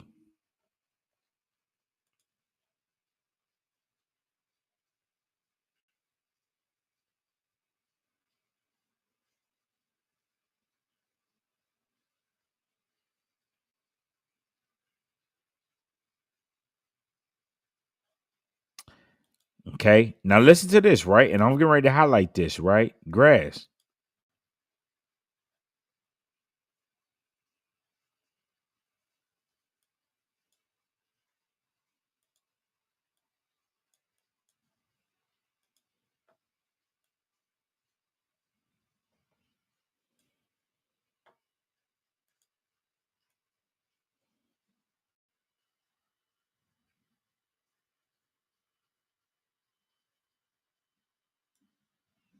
Okay, right here. It said Aurora said there are no witnesses which link Govan to the two shooting suspects, Justin Johnson and Cornelius Smith, and instead prosecutors are relying on phone records. So what you guys got to understand is that they're tracking the phones. They know that Straight Drop phone was on the scene. They know that Jamarcus had the phone. They know that your boy Hernandez Govan sent that money. This is why Hernandez Govan got locked up because they know that he sent the money. Grass. What did Paul say? It's the same phone that was on the scene. It's the same phone, that Jamarcus Johnson held up of Straight Drop talking to the probation officer. What number is the probation officer calling? The burnout phone that they're going to use during the hit or the actual phone? They not going to get a probation officer the actual phone number of hold on. They're not going to give the probation officer the number of the actual burnout phone that they're using during the hit of young Dolph. The probation officer is going to call the actual phone. So when Pauline, because I don't know who Paul think he fucking with, but we official over here, right? Detail. And no shirts coming. I got on the Hell Star today, but we got the detail shirts that's coming, right? We pay attention to detail. So that means that if the what number did the probation officer call? The probation officer called the real phone number. It's the same phone that Straight Drop had with him during the hit. So the question that one's got to ask himself, is Straight Drop that dumb to bring his actual phone on the hit? No, he had to bring the phone that young Dolph knew. Young Dolph don't know the burnout number. Grass. Young Dolph does not know the burnout number.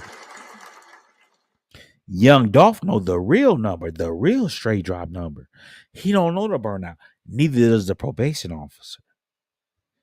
This is why Straight Drop was on the scene, and I 99.9% believe that what my sources telling me. Straightdropp called him from his real phone, the same phone number that the prosecution had. He gave that phone to who? His brother, Justin Johnson, and he held up the phone. So think about this. If the probation officer is calling the phone, the real phone number, why would Jamarcus Johnson, the brother of Straightdropp, have to hold another phone up? No, the probation officer is going to call the real number. Justin Johnson, Straightdropp, is going to pick up the number. So the brother does not have to hide that. What the brother does have to hide is that there's a murder that happened. Justin Johnson ain't been implemented in the murder yet. So he has to keep answering that phone. This is why they gave the brother, Jamarcus Johnson, the phone. Grass. He gave Jamarcus Johnson the phone. Straightdropp, real phone. And they know I ain't lying. They know what I'm saying is 100. I'm keeping it a sleeve. He gave him that number. He gave him that phone. Because, family, grass. I got to slow y'all down because y'all have a hard time thinking. What phone would the probation officer be calling? The burnout number or Jamarcus or Justin Johnson real phone number? It's going to be his real phone number. Because when I'm on papers and when I was on papers, my probation officer is calling my real number. So they called his real number, but that real number Jamarcus Johnson had, but it was the same phone that was on the scene. This is why, grass. Listen to this, fam. Listen, this is why I ain't blog on this shit, right? Y'all gotta know I'm the truth. Y'all got to know I'm the truth. The reason why I didn't blog on this shit, fam, listen to this shit, right? Listen to this. Listen to this. Listen to this.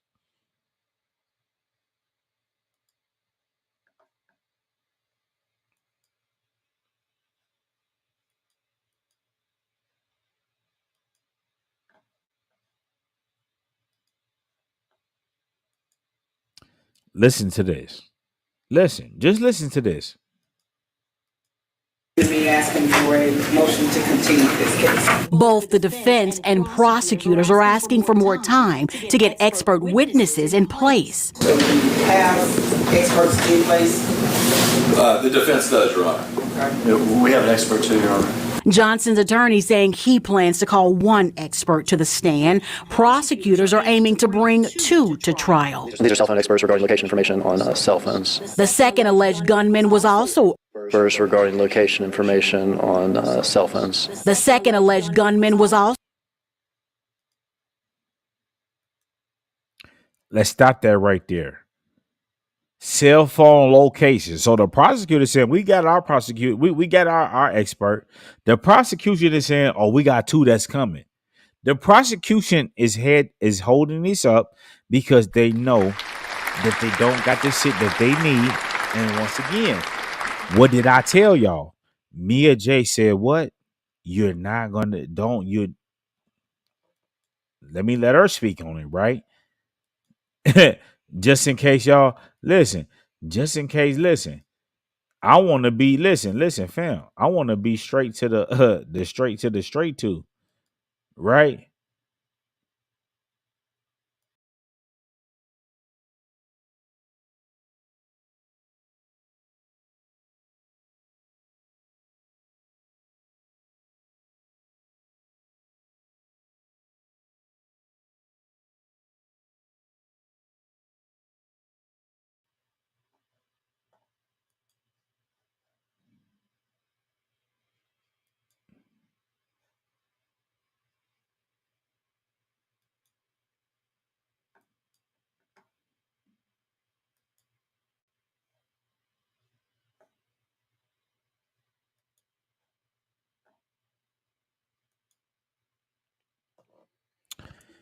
I remember I played this at the beginning, right? Listen to this.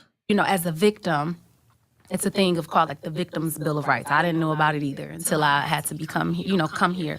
But it's certain things within those Bill of Rights that, like, notify the family, right? It's been things where we've been notified via social media about things. And that's like, that's a problem. Like, that's not cool, right? And so that's in like what, if you want to be like, well, like what? Like the judge reclusing himself. Like, that was something that I did not know. It was like, wait, what? People asking me, and I'm just like, And it was released on social media before the victims got to know. whatever system is behind every all. Yeah. You know, that's not going to fits, and you can put people in places. For us as a grieving family that still wants closure, to like come to us and make sure like somebody get in contact with us, right? So that was one of my issues. But again, like I said, justice looks like really holding people accountable, like get into the bottom of like, you know, don't just create a narrative that just fits and you can put people in places and do a couple deals and whatever that looks like, you know, to satisfy whatever system is behind every all. You know, that's not going to be good. Oh, it was like, wait, what? People asking me, and I'm just like, and it was released on social media before the victims got to know. Yeah, for sure. That's frustrating. Yeah, so it's things like that. It's certain things that I just feel like, you know, hey, communicate with us. I do not want to look on the internet or people sending me stuff and it's like, wait, what? That's not cool, right? And it's just I'm like, respect us, have enough respect for us as a grieving family that still wants closure, to like come to us and make sure like somebody get in contact with us, right? So that was one of my issues. But again, like I said, justice looks like really holding people accountable, like get into the bottom of like, you know, don't just create a narrative that just fits and you can put people in places and do a couple deals and whatever that looks like, you know, to satisfy.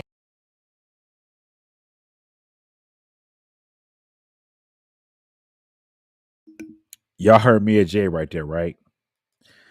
So that's telling you Mia J know what's going on. They know that Straightdropp called young Dolph. Y'all not gonna just be able to put it. This is why Straightdropp said, "Give me an outside counsel. Give me an outside counsel. Give me an outside jury."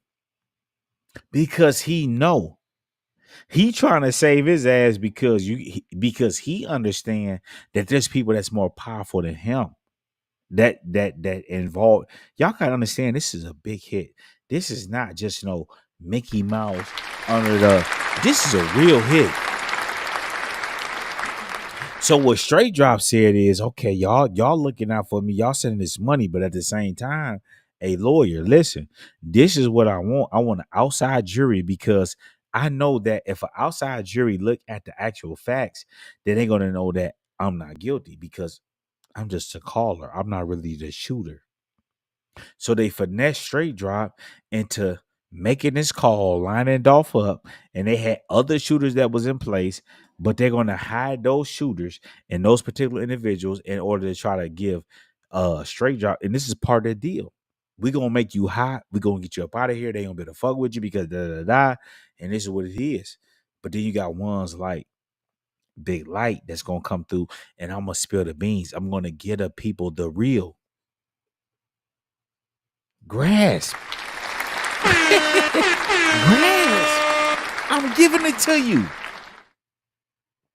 Straightdropp is only guilty. Now, don't get me wrong. He's on the scene, but he was the one that called young Dolph. This is how they took his face and pasted it over the top. This is why family grasp. Why would Chief Davis go out to, you ain't seen her go out to nothing else. Y'all hear bloggers reporting on, oh, this murder happened, this happened. But you see she was at Teezy's murder. Why? Because they knew that Teezy, listen, fam, this is what I believe. And we're going to keep going. I believe that Straightdropp made the call, just as my source told me.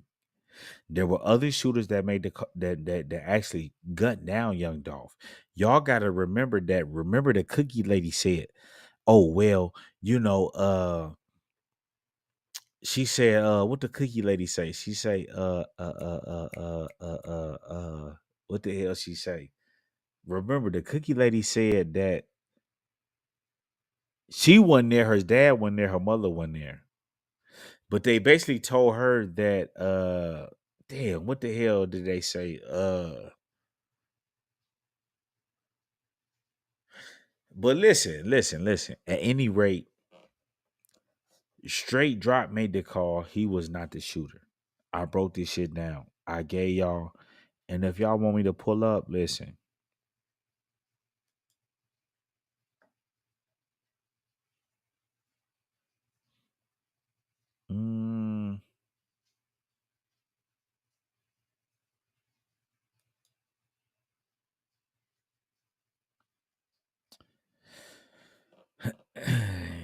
Y'all got me ready to show y'all now. Listen.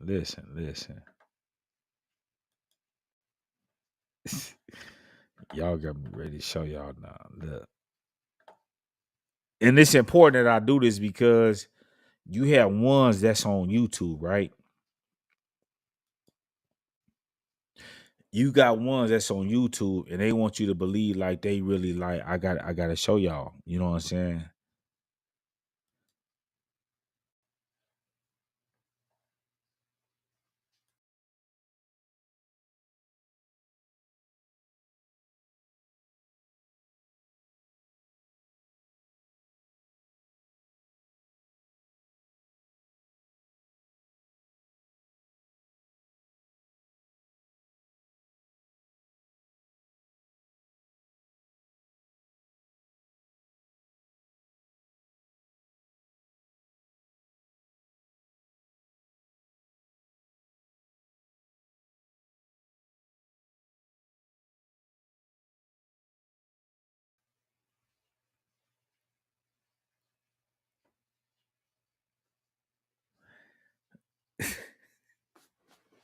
Hey, look, they hating on my channel, man. Look, this why I don't even really be going live like that. Cause look, they hating on my channel. Look, I'm already. I've been back up over here.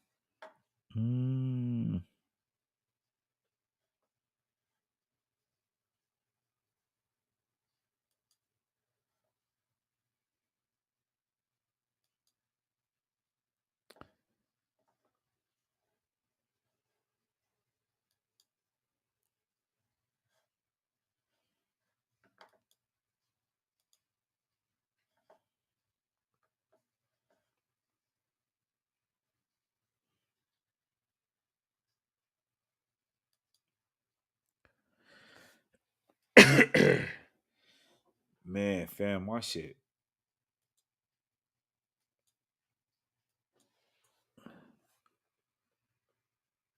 Yes, sir. Okay. Ms. Taylor submitted to the court a progress letter regarding your conditions of your bond and efforts that she's making to supervise you. I gave a copy. Serious these charges are.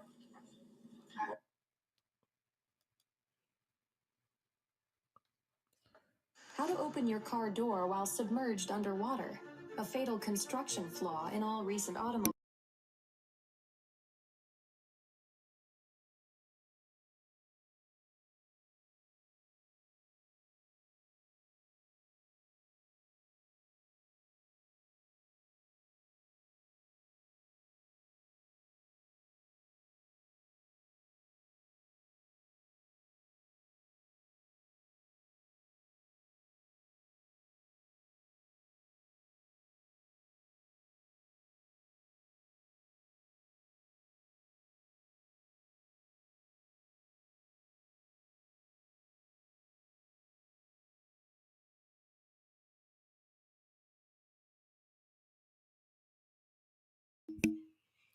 Hey, fam, listen to this right here.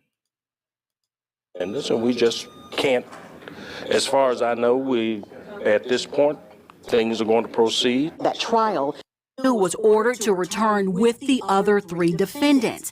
His attorney telling us they are ready for whatever is next. We're joined at the hips with the other defendants, and we just can't, as far as I know, at this point, things are going to proceed. That trial is set for September 23rd, with the judge re-emphasizing that is the day in which it will happen. Just inside the courtroom behind me will be there as well. Reporting for your news leader inside the CJC, Jarita Patterson, WREG, News Channel 3. Before the scheduled September 23rd trial date, both Justin Johnson and Cornelius Smith are set to appear in court for a motions hearing August 9th. Breaking news update on a story we first brought you last night.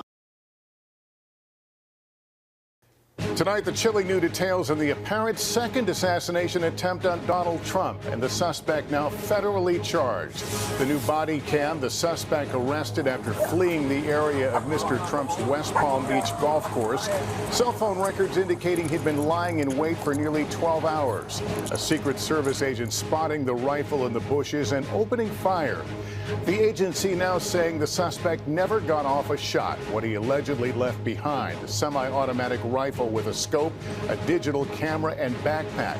The investigation tonight, the suspect's criminal history, and the questions, how did this happen again? Also tonight, the massive pipeline explosion near Houston, a pillar of fire and smoke forcing evacuations. The storm battering the Carolina coast, life-threatening flash flooding and strong winds. We're tracking it. Our NBC News investigation, the family who didn't know their loved one had died, only to learn he had been deemed unclaimed. His body parts sold to science, the medical school that's built a thriving business off people like him. The first image of the Titan submersible wreckage on the ocean floor after it imploded, and one of the final messages from... Man, let me pause that. They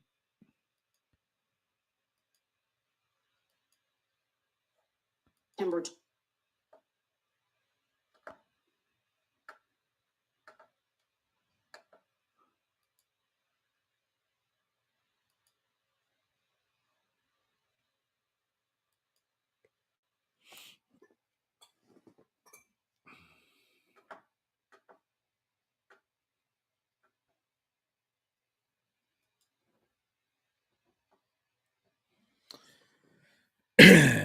Hey, fam, like I'm telling y'all, at the end of the day, Straightdropp is not the shooter. He's not.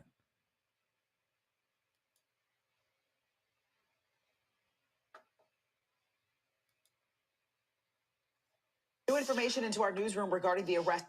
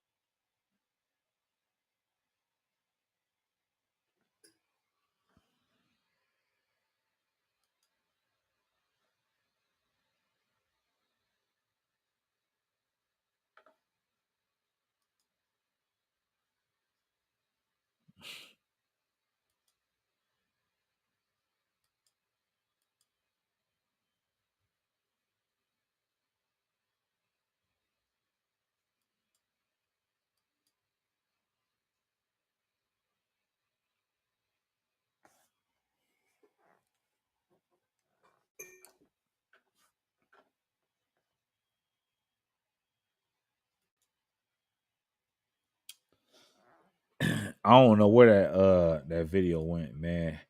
But listen, fam, at the end of the day, the point that I'm making here is that Straightdropp is not the shooter. He's not the shooter. He's not the shooter. He's not the shooter. Brad, he's not the shooter. He wasn't one that they used who had access to young Dolph. He called young Dolph that day, and this is when all this stuff happened. One of the shooters who I believe, listen, let me break this shit down. One of the shooters who I believe 100% was Teasy. He was one of the, listen, fam. He was one of the shooters. This is why Chief Davis was out there when he got killed.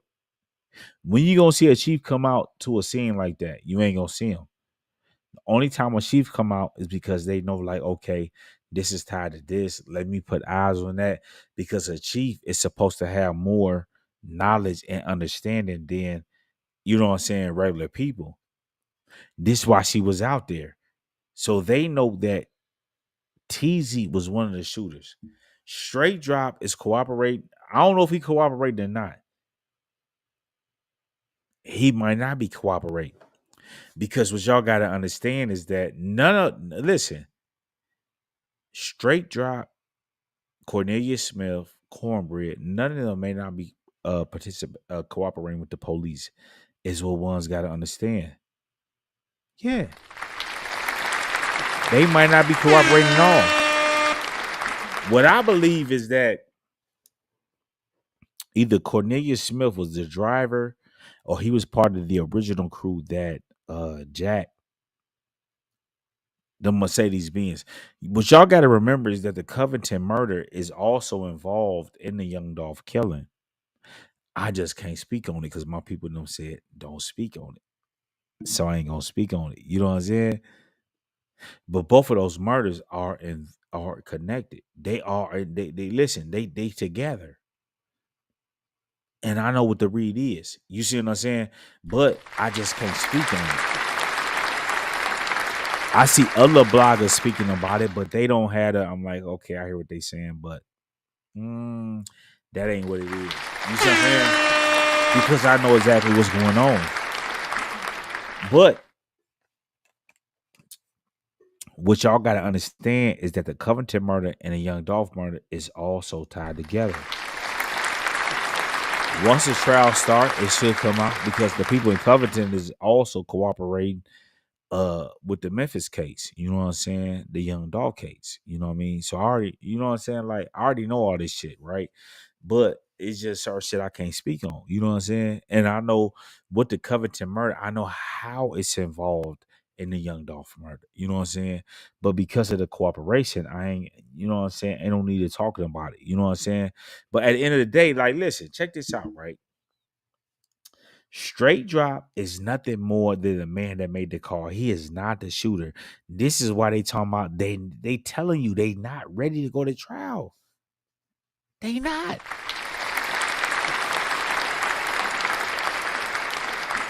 What these people, listen, family, what these people is getting ready to try to do, they getting ready to try to pin this shit on Straightdropp and Big Juck. They getting ready to try to pin this shit, family. Listen what I'm telling you. They getting ready to try to pin this shit on Big Juck. Okay. But listen, at any rate, the Big Juck shit is going to also lead back to Yo Gotti. So it doesn't matter. It doesn't matter. We know y'all going to listen, fam. They haven't arrested anybody or brought anybody in. That means that they going to try to plan every shit. They going to try to put everything on Big Juck. Listen what I'm telling you. Listen what I'm telling you. Family, listen what I'm telling you. They getting ready to try to pin all that shit on Big Juck.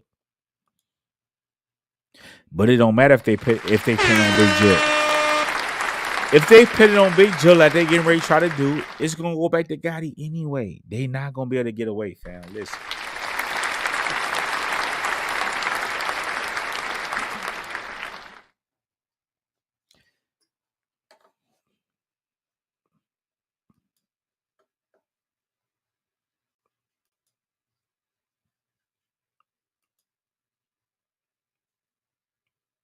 Listen to this right here.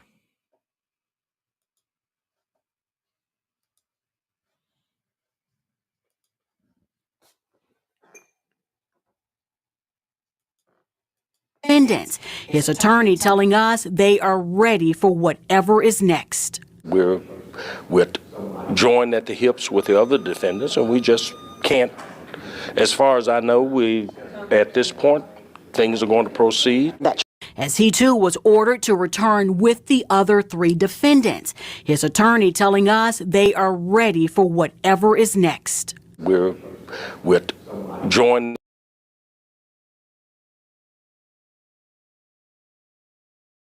Exercise his right to be tried by a jury of his peers. Both sides want justice in this case, but we have different definitions of what that is. The state has presented the defense with more than 1 terabyte of evidence related to the case. Jermarcus Johnson accepted a plea deal last month and pleaded guilty to 3 counts of accessory after the fact. While not confirmed by prosecutors, it is believed that he will testify against his brother, Justin. Come March 11th, we'll be prepared to address any witness that the state intends to call. If convicted on the first-degree murder charge, Johnson could face life in prison without the possibility of parole. He would have to serve 51 years in prison before he could be eligible for release. Reporting from 201 Poplar, Kwame Wilborn, WREG News Channel 3. Last chance to change his plea. Judge Lee Coffey says both sides will have until December 1st to file any additional motions or come to a resolution. But Johnson's the way. Mr. Johnson to be tried by a jury of his peers. Both sides want justice in this case, but we have different definitions of what that is. The state has presented the defense with more than 1 terabyte of evidence related to the case. Jamarcus Johnson accepted a plea deal last month and pleaded guilty to 3 counts of accessory after the fact. While not confirmed by prosecutors, it is believed that he will testify against his brother, Justin. Come March 11th, we'll be prepared to address any witness that the state intends to call. If convicted on the first-degree murder charge, Johnson could face life in prison without the possibility of parole. He would have to serve 51 years in prison before he could be eligible for release. Reporting from 201 Poplar, Kwame Wilborn, WREG News Channel 3.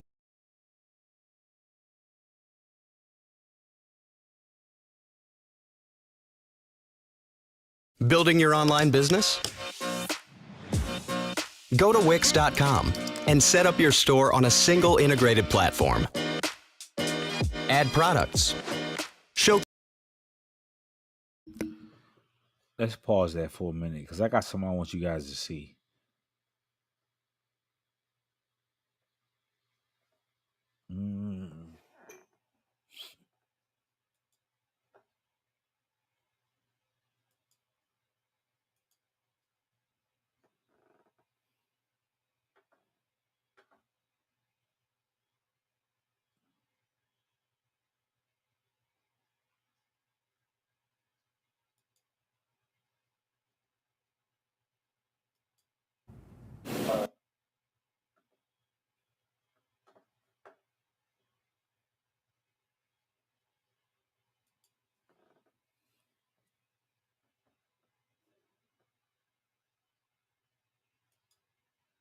Time to get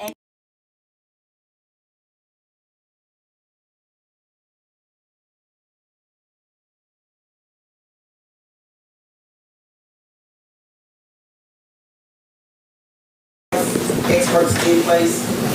The defense does, Your Honor. Okay. We have an expert too, Your Honor. Johnson's attorney saying he plans to call 1 expert to the stand. Prosecutors are aiming to bring 2 to trial. These are cell phone experts regarding location information on cell phones. The second Let's start right there. He said, what? These are cell phone experts that let you know where they were at the same time. So they're going to say that that phone was on the scene. There was a call that was made to young Dolph, and that call came from Straightdropp. Come on, man. Come on, man. I'm giving it to y'all, man. Like that. I'm giving it to you. You know what I'm saying? This is why, look, fam, check this out. Why do you think when you look at this right here?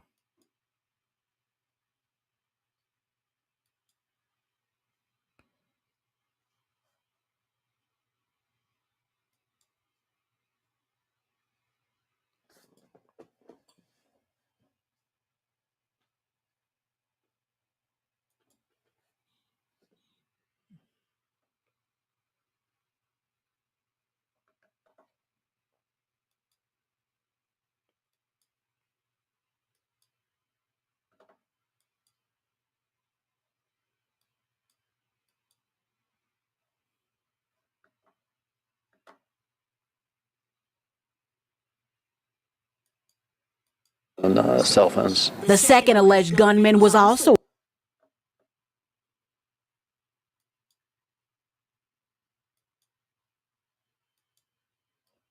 Motion to continue this case. both the defense and prosecutors are asking for more time. Both the defense and the prosecutor is asking for more time, right? But listen. To get expert witnesses in place. So you have experts in place? The defense does, Your Honor. Okay.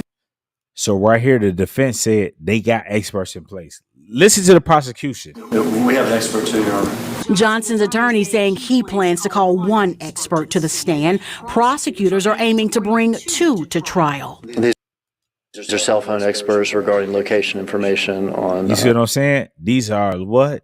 These are experts that know where locations is at, this and that. This is what they're going on. This is why I found. Look, peep the game. Peep the game. Peep the game.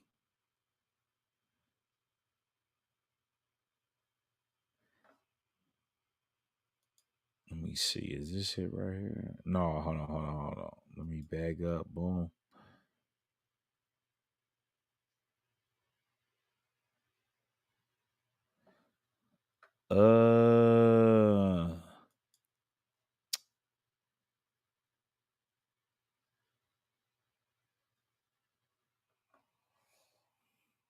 Mm.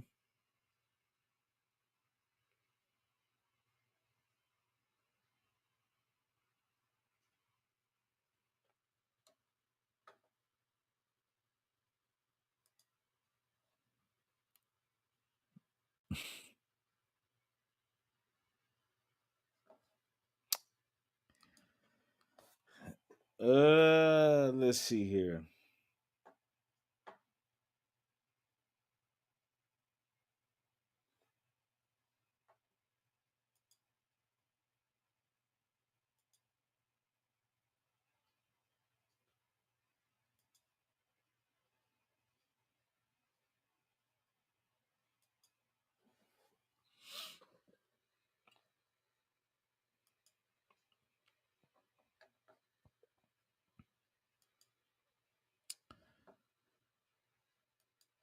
His attorney saying he plans to call one expert to the stand. Prosecutors are aiming to bring two to trial. These are cell phone experts regarding location information on cell phones. So the point that I'm making here, fam, is that the prosecution is the reason why this case was pushed back the original time, because they needed to call two experts. The other, listen, look what Straightdropp's attorney said.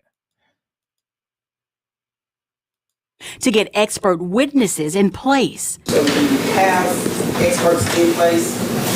The defense does, Your Honor. Okay. Do you have experts that's in place? The defense does. They already ready, right? Listen what they saying. We have an expert too, Your Honor. Johnson's attorney saying he plans to call one expert to the stand. Prosecutors are aiming to bring two to trial. These are cell phone experts regarding location information on cell phones. The second alleged gunman. So right there, family, listen, it's all about cell phone experts, all this madness, because they don't have the real evidence. They ain't got it. They just say they don't have it. The bottom line is this right here, fam. Look, check this out.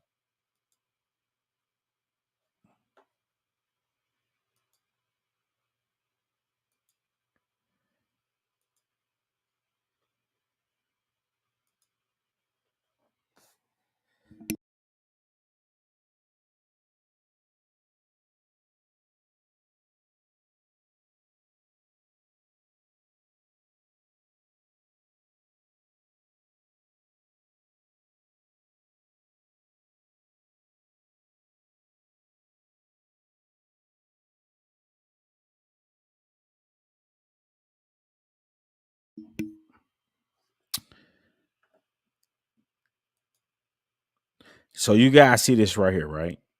This is what it boils down to right here. On November 18th, this is the next day after young Dolph got killed, 3:07 p.m. They put this out right here, right?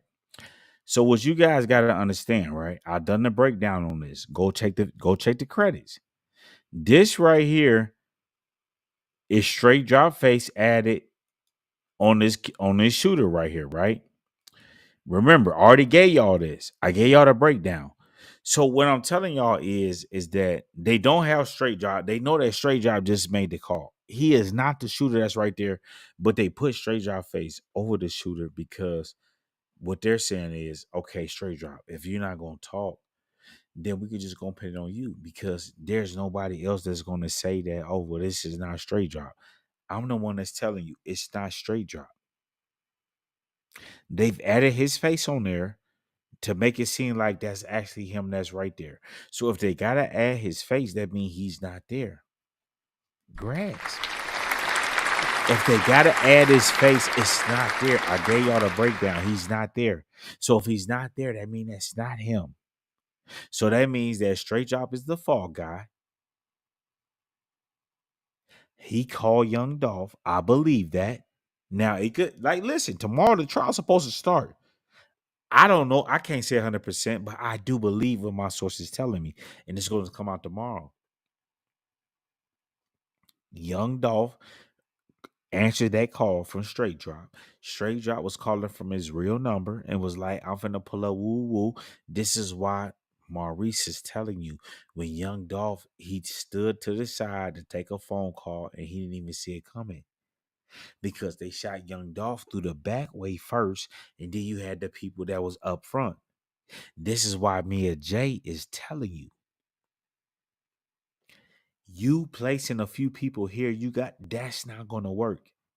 I want the real deal. But here's the deal. Regardless if the courts do that or not, what all that matters is that the PRE, the members saw that tape.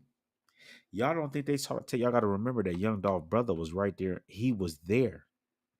He know what was going on in that time period, and he know what happened. The route know what happened. The people that need to know what happened knows what happened.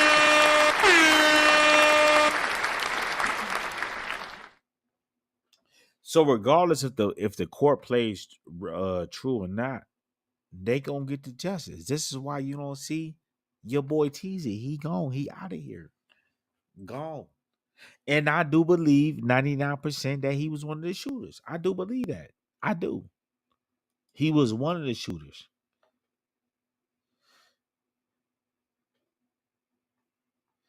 You see what I'm saying?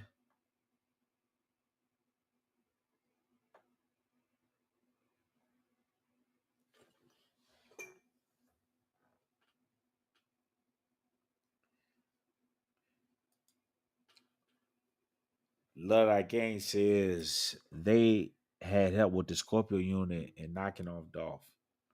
I believe that. But they have to tie them up in a whole other crime. That's why it's like, oh, Tyree Nichols. But I done the breakdown on Tyrese Nichols. They banned that from my channel, so I ain't even finna, you know what I'm saying?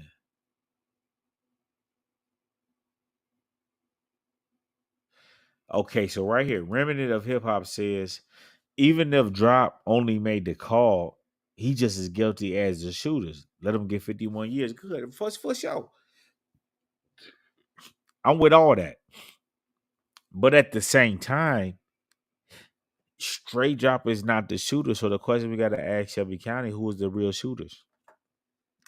This is why Straight Drop asked for an outside jury. This is why he was trying to get moved, because these are the things that they had already had in place. Remember, they was planning this since June. That's right. They was planning this shit since June.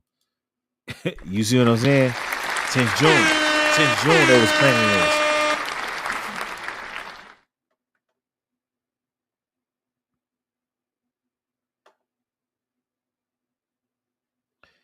Okay.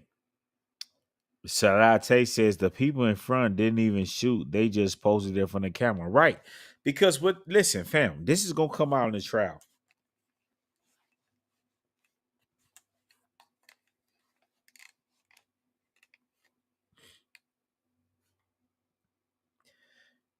Okay. The people in front didn't even shoot. They just posted for the cameras. You're exactly right. And I agree with that. Because they already know that Dolph was shot through that. Listen, you see where this photo at? Where they trying to act like Straight Drop is right here? Listen, Dolph was shot from the Family Dollar side first. This is what dropped him. This is why he was laying out the window with his arm out the window, because he got shot from the back, meaning they shot him through the window. I've done the breakdown. Just go back and watch the video. I've done it already. So They shot young Dolph through that back. He dropped down, and then you had the people that pulled up in the front that was just backup in order to make sure that he was shot. He made he didn't make the deal for the deal, but he did the whatchamacallit, the deal for so much. This is why they shot him 22 times. You see what I'm saying? So once they shot Dolph the 22 times, they cut out. This photo, this shit right here is all been altered. It's fake. I already showed y'all that. All y'all got to do is go back and check the credits. Check the credits. All this is fake. The person that's standing here, where they trying to act like Straightdropp is there, it's not even a Drake. It's a man there with a handgun, and they painted the Draco on there like he's standing there. That's not Straightdropp standing there with no Drake. That's somebody there with a handgun. But they had already shot Drop. They already shot Dolph already through that side window already. Come on, man. They know I know what's going on, fam. Like, listen, like I'm telling y'all what it is. All y'all gotta do is go watch the video that I did for y'all. All you gotta do, you can zoom in on this. Listen, you can zoom in on this. Look, you can zoom in on this right here. Listen. You don't see this right here? This right here is a whole nother face mask that they took off your boy Straightdropp. He in all black, and he know what I'm saying is the truth. This is why they pop over here and watch Israelite Talk TV, because they know that what I'm saying is what? It's the truth. Yes. You don't see this guy right here? Let me pull him up right here. You don't see this guy right here? You don't see how this is a whole nother head. Listen, fam. This is a whole nother head over that they have pasted over the actual shooter. So what they gonna do? They gonna try to pin this shit on your boy Big Jup. Cause ain't nobody else been arrested. Listen what I'm telling you. And this is why, look, fam, look, this is why beat the game.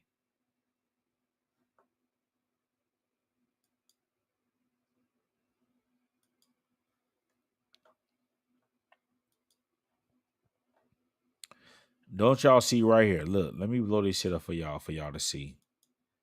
Don't y'all see right here? Now look, this is right here. This is on the police shit.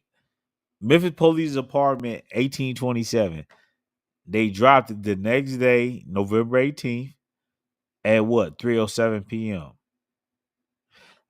So that means at 3:07. So Dolph died around 12 o'clock. You know what I'm saying? The day prior. So you telling me a little bit, 24 hours over, they give us this. But this right here, fam, you know what I'm saying? As I told y'all, if you look right there, you could tell how the hair right here, they've placed that over there, but y'all ain't really paying attention to detail. This is actually Straightdropp face right here. Because he was on the scene. He was in all black. But this is not him right there, because if that was him right there, grass, it's no need to try to hide his face. So that's not him. If they're going to place his face over the shooter right here, this is not him. And I believe one of the shooters was Teasy. You know what I'm saying? Real talk. Real talk. It was Teasy. They got him up out of here.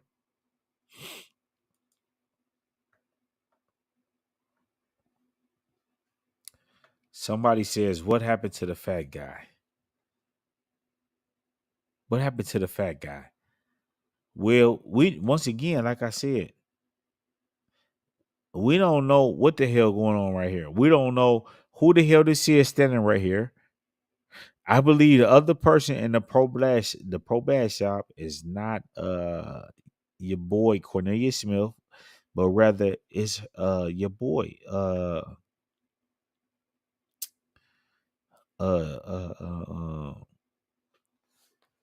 it's your boy, man, Teasy.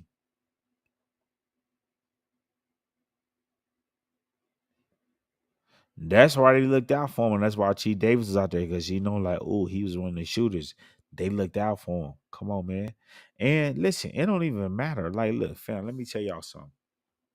It don't even matter if the courts is being righteous in what they doing. We know that Straightdropp, he made the call. That's all he did. He made the family. He made the call. This is all Straightdropp did. He lined this shit up. He made the call. He did not step. He did not make the shoot. He did not do that. So at the end of the day, that means that there was somebody else that did the shooting. One of the shooters I believe is dead is Teasy. The other shooter, we don't know who that is. But he might be gone too, because y'all gotta remember that the route, they already saw that tape. They saw that tape.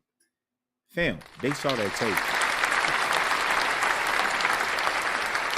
Who gonna stop them from not seeing that tape?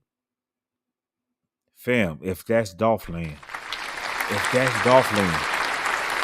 How they gonna listen, fam? Big Jook was knocked off.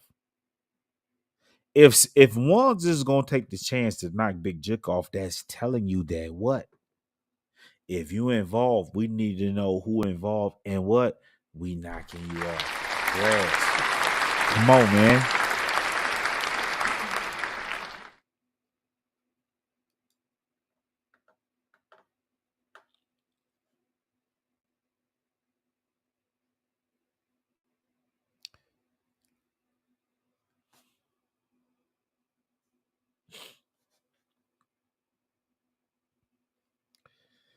Man, this almost 1:00.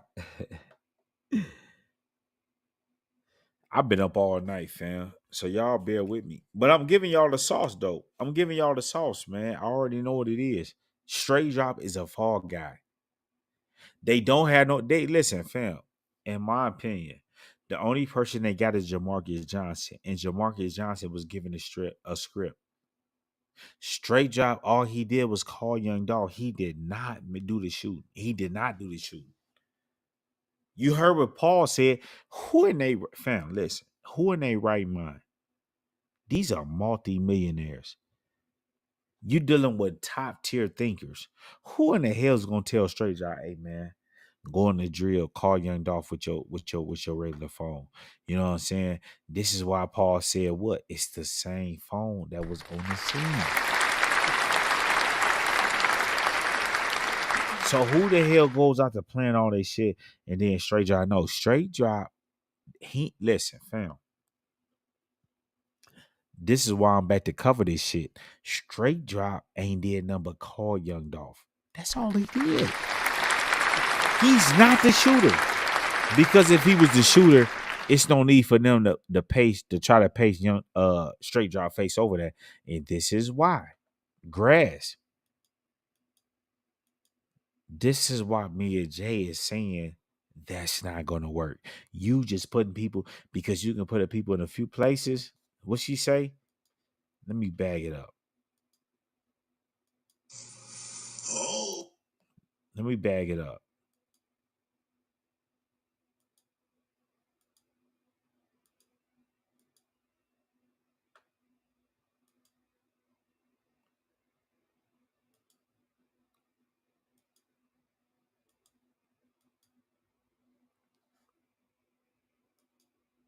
It was not stolen.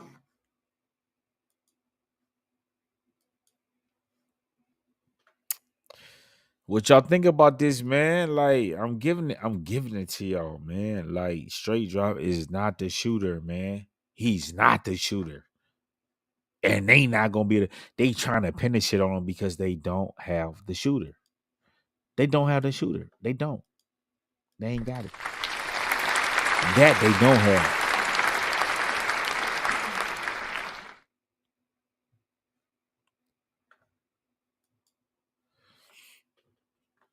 Man, but listen though, fam, at any rate, man, let me go through this comment section, man. Which I got to say. Jizzle gonna say everybody got their own story. Ain't no everybody got their own story. What I'm giving y'all is facts.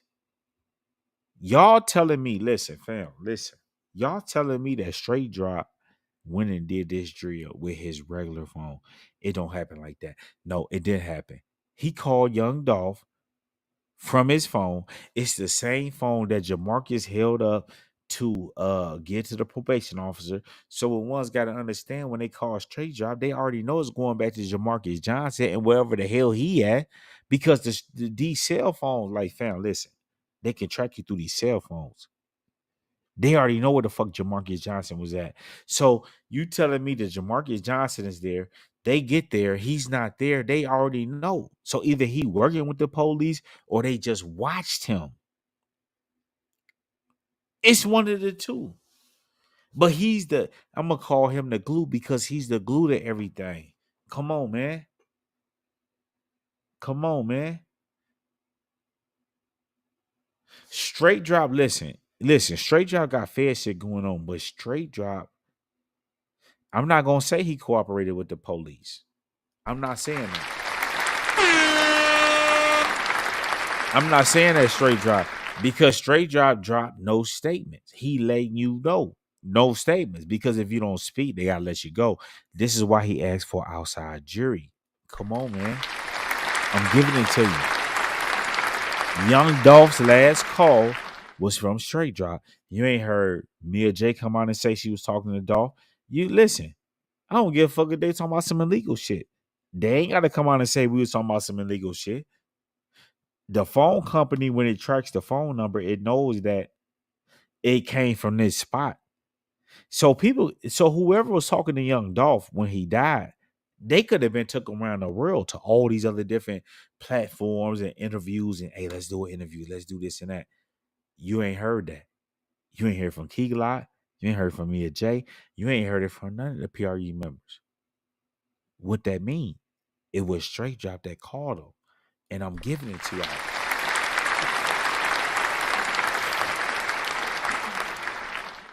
I'm giving it to you. Fam, I'm giving it to you. Who else called? Who else have y'all heard call? Listen, fam. Who else have done an interview and said that they was on Dolph, that they was on the phone with Dolph when he died? Because he was on the phone.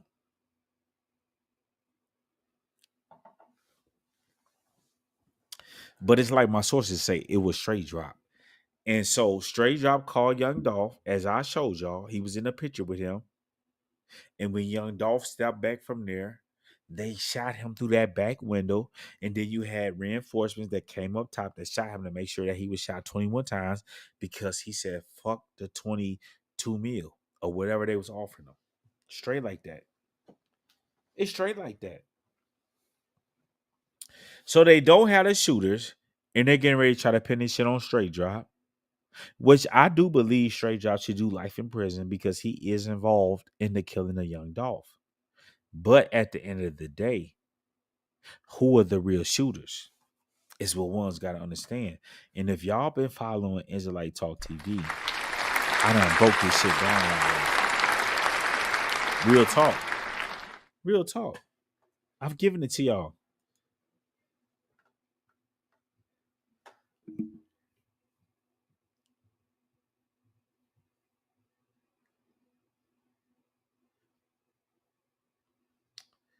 Okay, Anita Johnson says they need to close the cookie shop down, right? Until further investigation. So what y'all got to understand, right? And this is going to come out during the trial, right?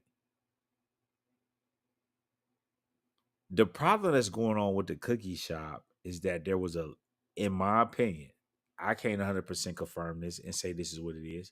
There was shit that was going on down at the cookie shop that should have been going on at the cookie shop. This is why, remember, Maurice is not at the cookie shop. His wife is not at the cookie shop, and neither is Raven. She's not there, even though she's the spokesman. She's not there. Real talk. She's not there. Raven ain't there. She just capping. Fam, listen. Let me help y'all understand something. If they kill Big Jip and all these other people, TZ and all these people in the midst of the Young Dolph trial, that tells you that they don't give a fuck about the cookie shop. If the cookie shop was out of pocket, they would knock the cookie shop off, man. Come on, man. I'm giving it to y'all. The cookie shop is not involved. But what the cookie shop do have to do is protect their ass. And if there was, I'm not saying there is. Remember, everything is allegedly da-da-da.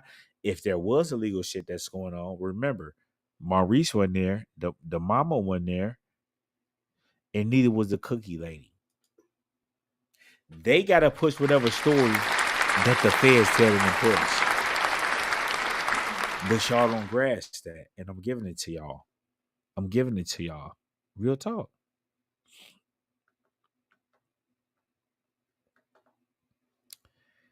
Okay, Glow Up says, why won't they let us see the video?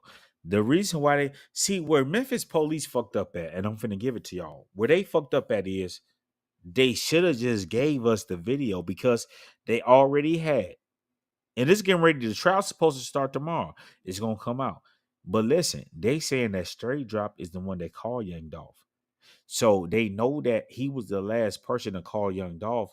So they should have never fucked with him. They should have just sat back and watched him and allow him to lead them to the people that's really involved that did the shooting. This is what they should have did.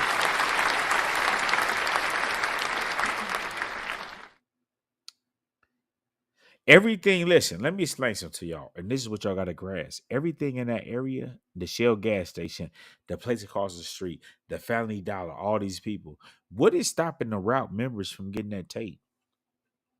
If Young Dolph is my big homie, right? And we as thick as thieves as we this and that. Y'all got to remember that was Dolph land. So if that's Dolph land, that mean Dolph running that shit. Come on, man. You think them members. Come on, man. You think the members ain't seen that tape or them people ain't told them what's on that tape? They got to tell them. They got to tell them. And y'all forget that Young Dolph brother was with him. So whatever was going on during that time period, he was there. He know what's going on.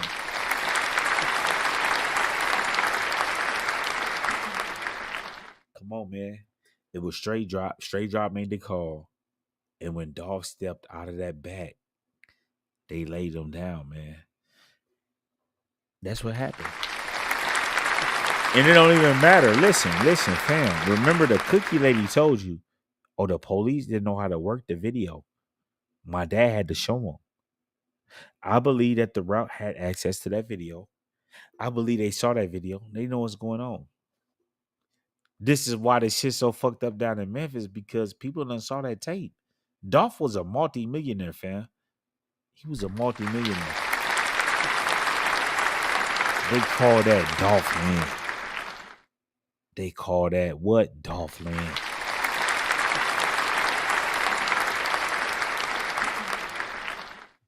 And if y'all think that them members ain't saw that tape, y'all smoking crack, man. Come on, man. If y'all don't think them members saw that tape, y'all smoking that shit, man. Come on, man. They know who was involved in that shit, and that's what's fucking the police up down there, because they getting that shit done. And listen, let me say this.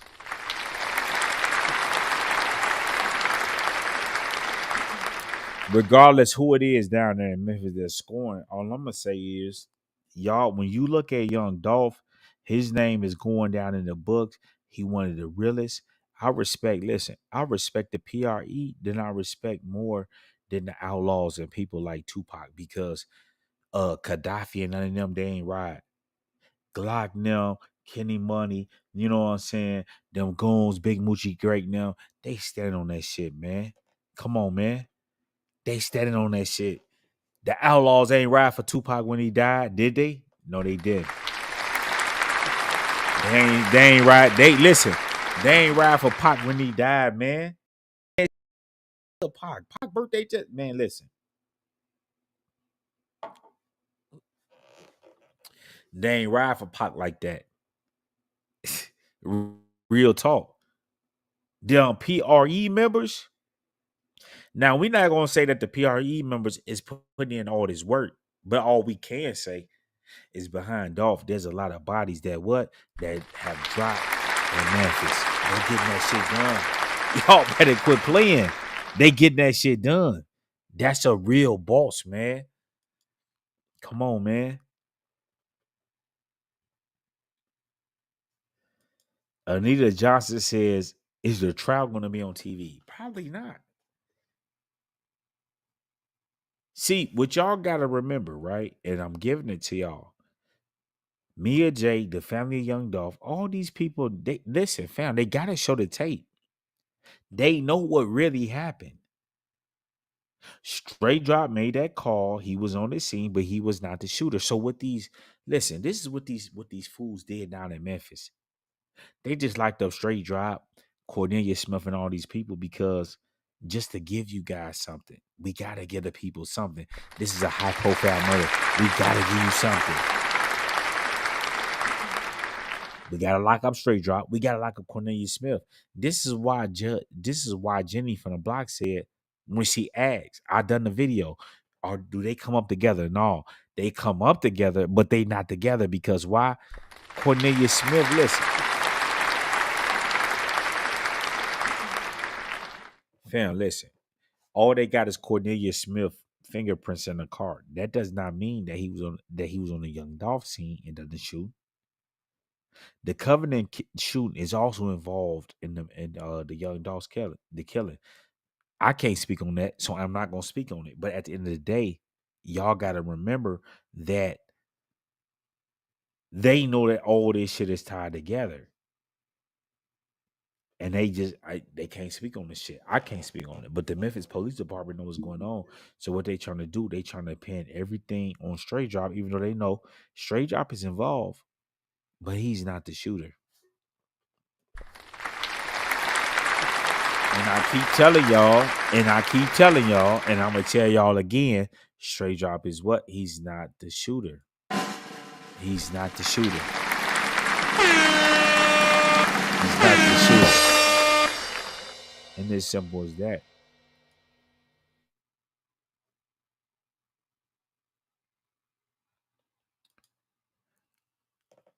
Like Cypress says, the fix is in. I see. My thing is, I don't believe the only person who I believe that has talked in this case is Jamarcus Johnson.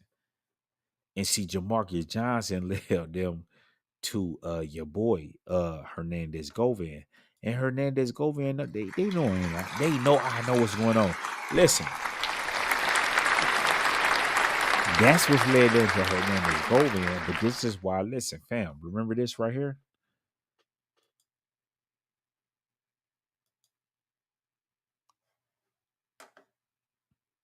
Remember this right here.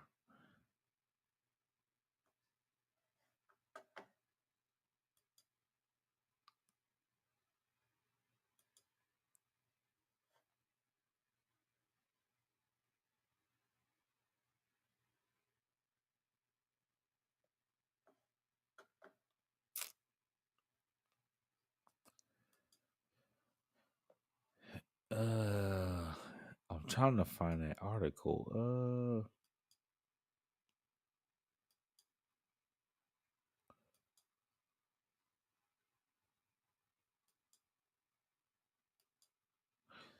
But at any rate, listen, fam.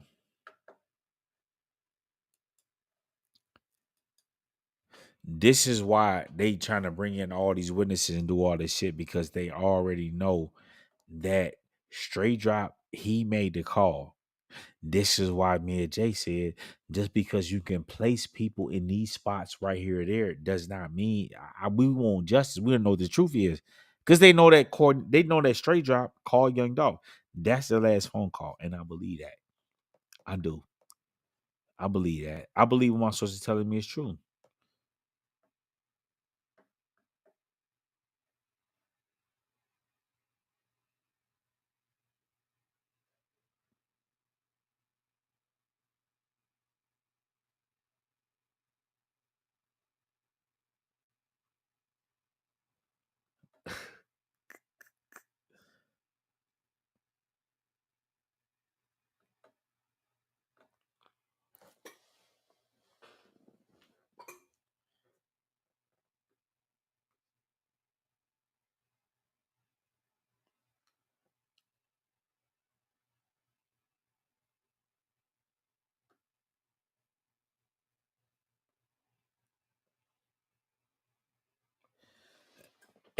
Yeah. So see,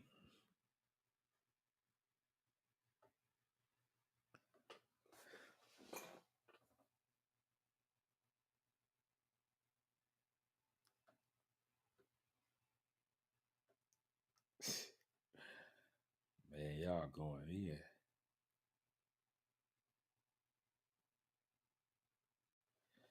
Right here. This is it right here.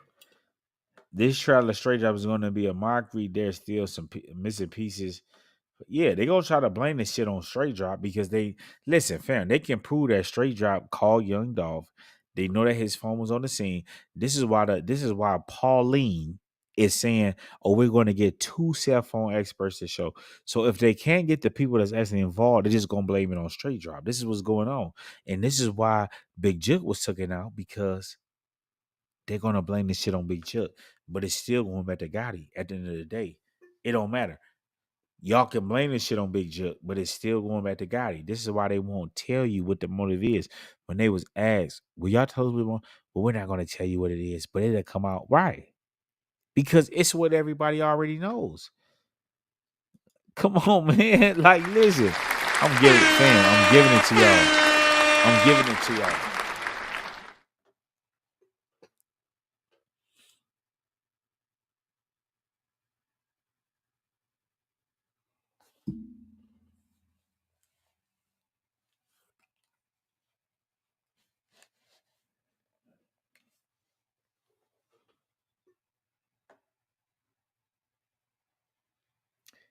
Okay, so Lori, listen. So Lori says Straightdropp got a lawyer with a cold mouthpiece to sway the tree from another part of Memphis. You absolutely right. This is why it's set up the way it is. The lawyer already knows that these people have cut out a Straightdropp face, paste them on the face of the shooter. Cause y'all gotta listen. Let me break this shit down to y'all. Whenever there's a high profile killing, they have to give you something. So they already know that Straightdropp called Young Dolph. So this is why they gave y'all Young Dolph. This is why they was already looking for Straightdropp. This is why he told y'all before the reward was given, we was already looking for him. Okay, cool. Boom. Now the car that he was in, who knew what car he was in? It's Straightdropp, the people he dealing with, and Jamarcus Johnson. When they stopped him, the car was not stolen, meaning it was in somebody's name. It was in Jamarcus Johnson's name. And he is the one that he either told or they just let him run loose and keep doing what he was doing until they caught him in a transaction. And this is why they caught Hernandez Govan, brought him in, and then they brought Cornelius Smith in after that. I mean Jamarcus Johnson, because they already knew. It's one of the two, man. There's no other way.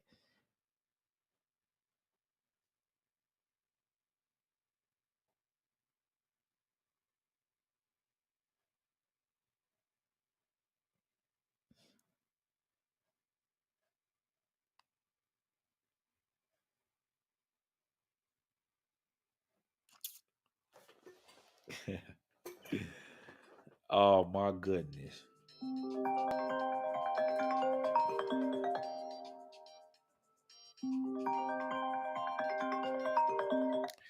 Man, but anyway, fam, I'm finna get off of here, man. I've been up all night having a good time. I'm still, you know what I'm saying, on that do say, but I had to do this, man. I had to speak on this Young Dolph shit because the trial going down tomorrow. It's just what it is, man. They don't have the shooters. I believe one of the shooters that's involved was Teasy. He out of here. The other shooter, I don't know. He might be gone too. You know what I'm saying? Come on, man. Them people saw that video. The good thing about it, what y'all got to remember, is Young Dolph brother was there. And remember, the clear lady said they had to show the police, or the police didn't know how to work it. We had to show them. And I do believe if that's Dolph Lynn, all that shit, listen, what's stopping the members from knocking off the owners of the Shell gas station and all these people that's around? Come on, man. They the muscle. If they knocked off Big Jug, what's stopping them from knocking off them? They ain't nothing. They showed that tape. They know what it is. They know they know all the people that was involved in it. And regardless if the court want to play games, they gonna get that justice. They gonna get that shit done. Come on, man. They know who it was. And I do believe TZ was one of them. And he gone. He out of here.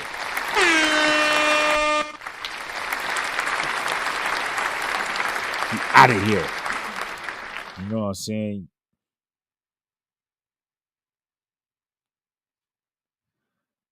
Glow Up says they never talk about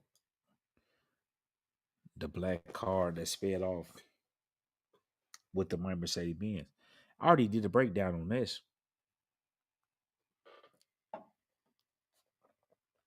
The lady that was on the scene said that there was two cars. Come on, man.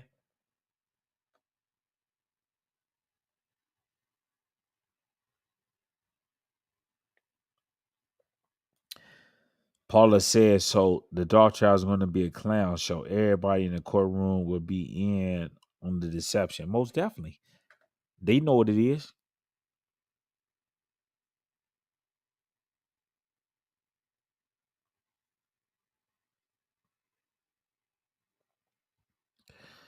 So they says so. They jumped out the two door. Where's the driver? Now the driver could have been Cornelius Smith. It could have been. Cornelius ain't jumped out and laid nothing down. This is why they different. This is why when Jenny already listen, fam, already done the video on this. They already listen. She already said that Cornelius Smith fingerprint was found in that car. That does not mean that he was on the scene for the young Dolph trial. And Jennifer Mitchell already said that we bring him in with Straightdropp, but they not together. I've done the videos already. They not together.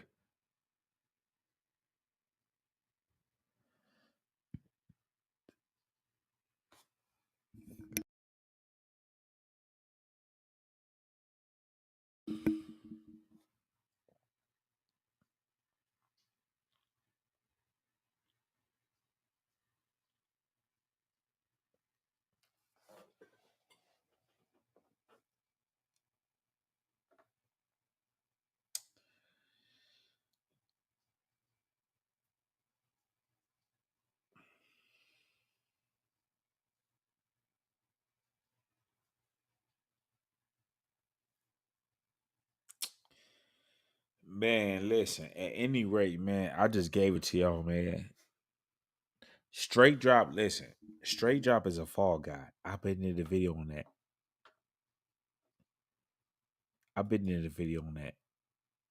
Right? Let me help y'all out.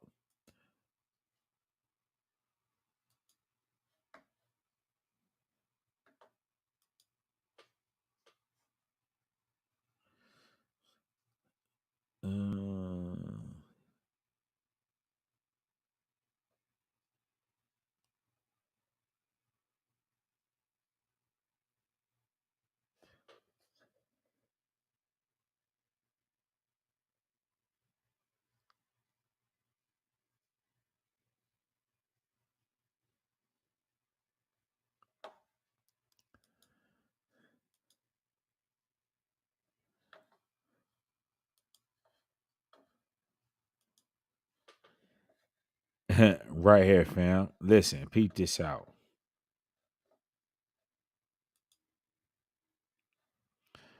Straightdropp and Cornelius Smith have been the falls guys from the beginning. I already did this, fam. I already did this video already. Look, I already did the video. Look, this was 7 months ago. I already broke down to you guys how these guys are the fall guys, man. Straightdropp, he made the call. He is not the shooter. And I'm 99. Listen, fam, I'm 99.9% sure that this is what it is, man. They know what it is. This is why Straightdropp said no statements. So if Straightdropp is not cooperating, but listen, this is how they looking at it. If he's not cooperating, he not saying that, it doesn't matter because he ain't gave a statement. So what that means is we can paint whatever narrative we want to paint, and that's just what it is because he ain't talking. Come on, man.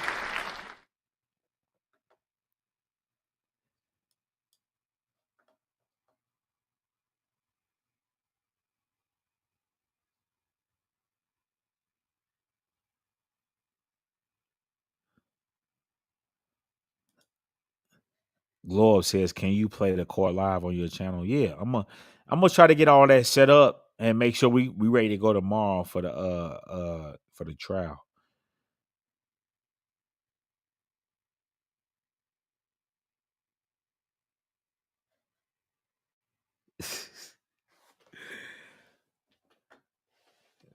Hey, listen, man, I'm finna get off of here, man. I'm finna go lay down and give me some rest, man. I've been up all night.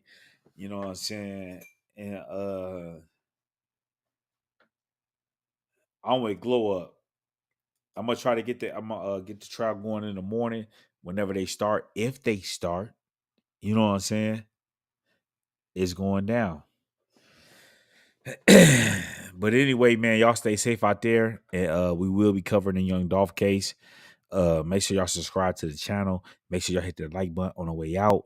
You know what I'm saying? Let people know this is the real. We always give you the real. We done had the mastermind over here. So you know we giving you the real. You know what I'm saying? There's a lot of channels out there. It's 2 channels where the mastermind done popped up. And that's your boy. I think he's still locked up. Stan G and Israelite Talk TV. He ain't popped up on no other channels. So that's telling you what it is. So y'all stay safe. I'm signing off here on Israelite Talk TV. Shalom.